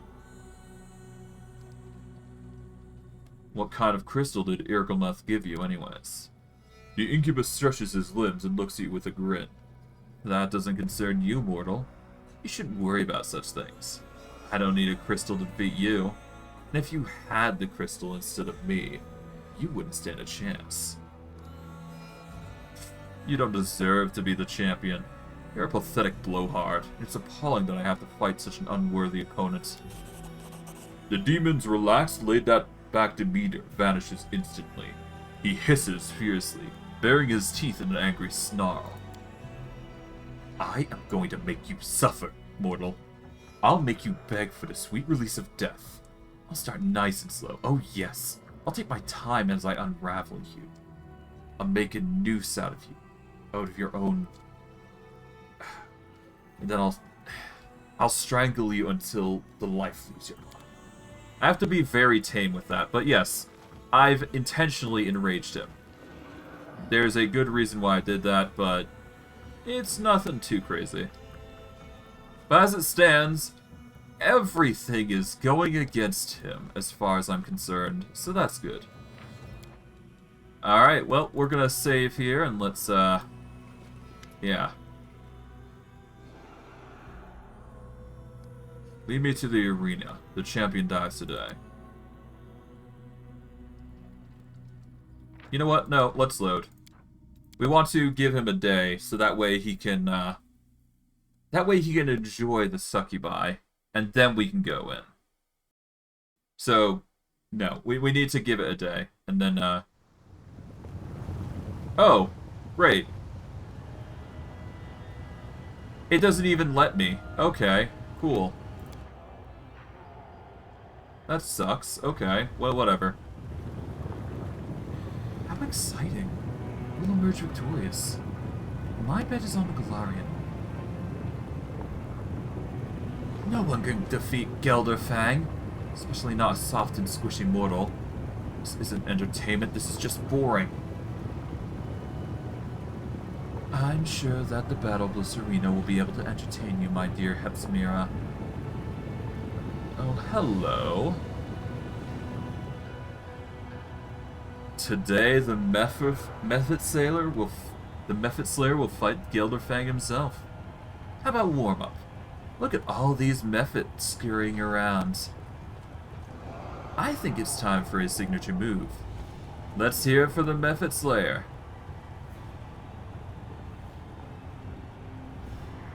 We scoundrels will show you what Glorians can do. We'll tear them to pieces. A fight with the champion? Bugger that. Whoever kills a Galarian gets a double ration for dinner.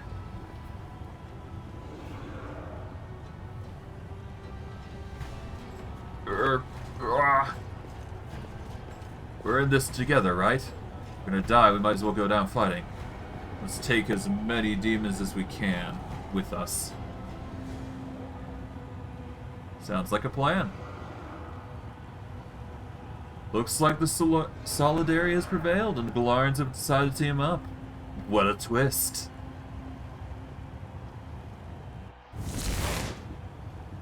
Now please give a warm welcome.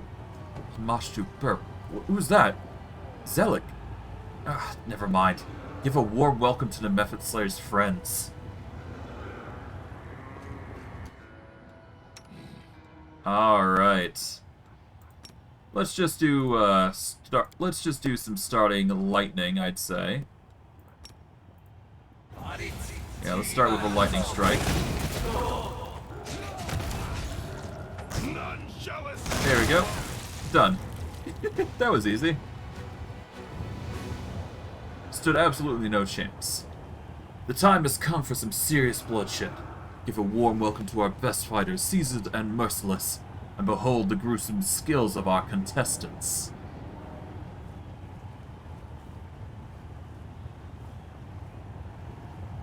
We're here to kill and die. We are fierce and furious, the unloved children of the arena. Let's take down this Galarian upstart and get our gold. Let's go.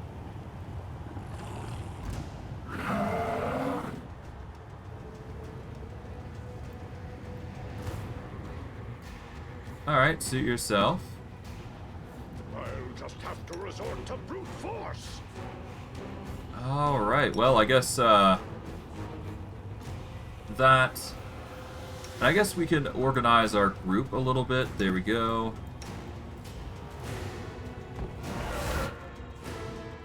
Alright, so fire there. Evelyn, we're going to want to set you some fire points here, I guess. Why not, right? Volcanic Storm, Ice Storm, everybody's going ham at this point. And pain and chaos come swinging. Huzzah! That wasn't too bad. Third fight. Who will bring an end to this contestant string of victories? Behold the fighters from the Yandrian League. Give it up for Astim and Vrazuka.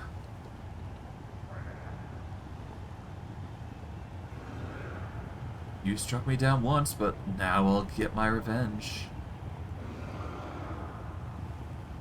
I'm Ruxilla. I will rule this place. Kneel before me, you maggots.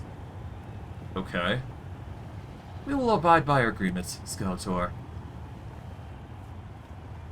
Wow, looks like the Method Slayer has made some new friends in the arena.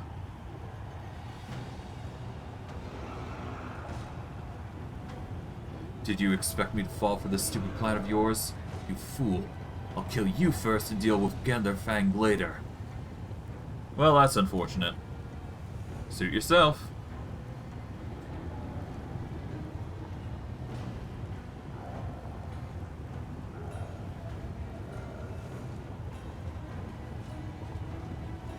I'm tired of waiting around.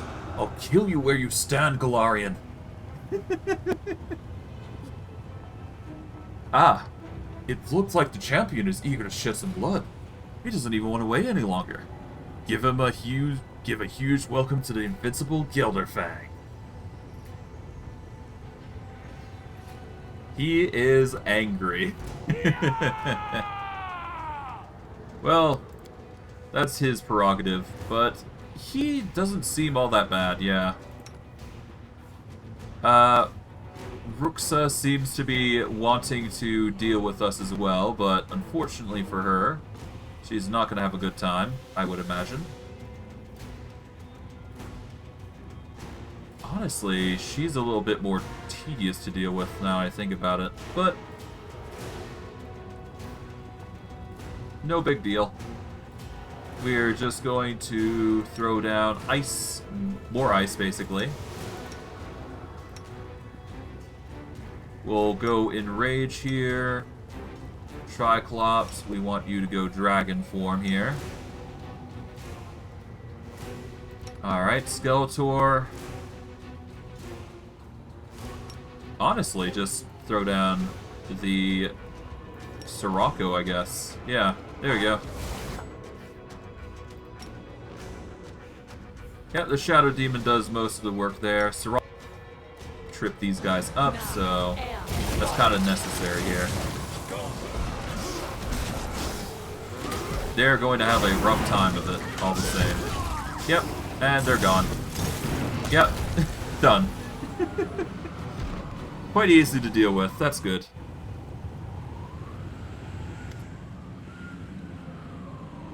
Zekalex has Irgelmeth by the throat. The injured champion is on his knees, and blood seeps from his wound. Zekalek raises up his dagger in a gesture of triumph. We won. Now we just need to finish him off. I'll let you do the honors. Irgelmeth licks his lips nervously. He glances back and forth between you and Zekalex. Am I supposed to plead for my life now? Is this the moment where I try to soften the hard hearts of my cunning killers? Well, why not? Wringing his hands dramatically as he falls to his knees, he begins to wail so loudly even the spectators in the back of the stand can hear him. What are you doing? Let's make a deal. Zekalex, I gave you everything you wanted. Irgelmeth thrusts his arms towards you. And you, champion, our newest champion. I always believed you would win. I'm your biggest fan. Spare me. Finish this sleazebag off. He's tried multiple times to kill you off in the arena. Now it's time for you to pay him back. Please have mercy on me. I promise my generosity will know no bound. Thank you. Spare me. I won't arrange unfair fights ever again. I'll give the arena to you, Zekalex. And as for you, champion, I'll give you anything you want. Shamir, save me. Irgelmeth's wailing lament can be heard in the back of the stands. He gives such a moving performance, the audience bursts into applause.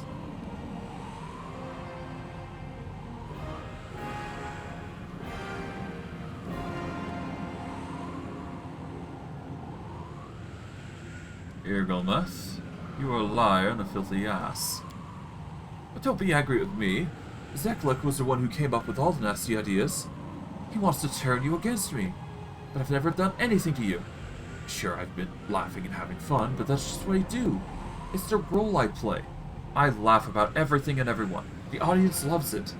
Zekalex is to blame for everything.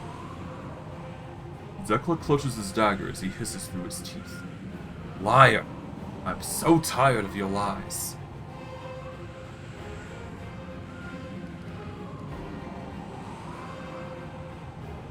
Fine. Well, I know what I'm doing. Irgelmeth, you have put the collar on me. You are the one who started this. So you die. Zeklik utters a cry of triumph. Irgelmeth is dead. I, Zeklik, lay claim to the Battlebliss. The arena is all mine. From now on, there will be no more dirty fights, no more sham rivals, no more dull shows. The fights will become unpredictable. Opponents will be evenly matched, and the thrill of battle will have you on the edge of your seats. If anyone has a problem with these new arrangements, they can take it up with our new champion. My champion. Tremble before him. All hail Skeletor. Gelderfang's Slayer.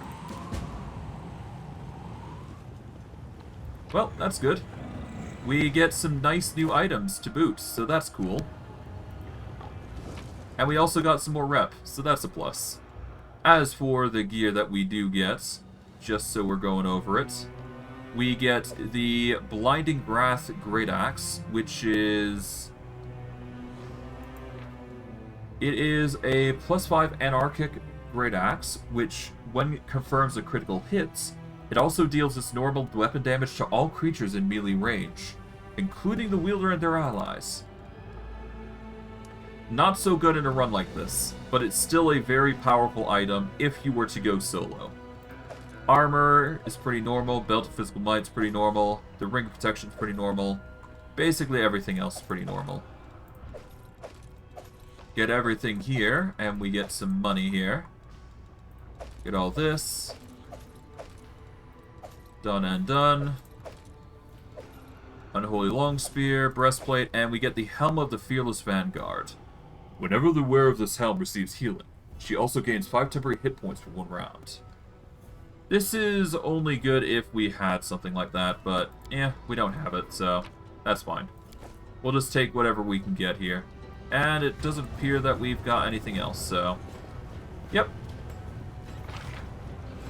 That is the fights. And now we are just going to dip out and get going. Because I don't believe there is any more... Yep, no more loot. So, yep. Off we go. To the Battlebliss. The Battlebliss has a new champion. The demon sings your praises. You have won their respect. Tell me, champion, do you enjoy the attention? Are you basking in this newfound glory?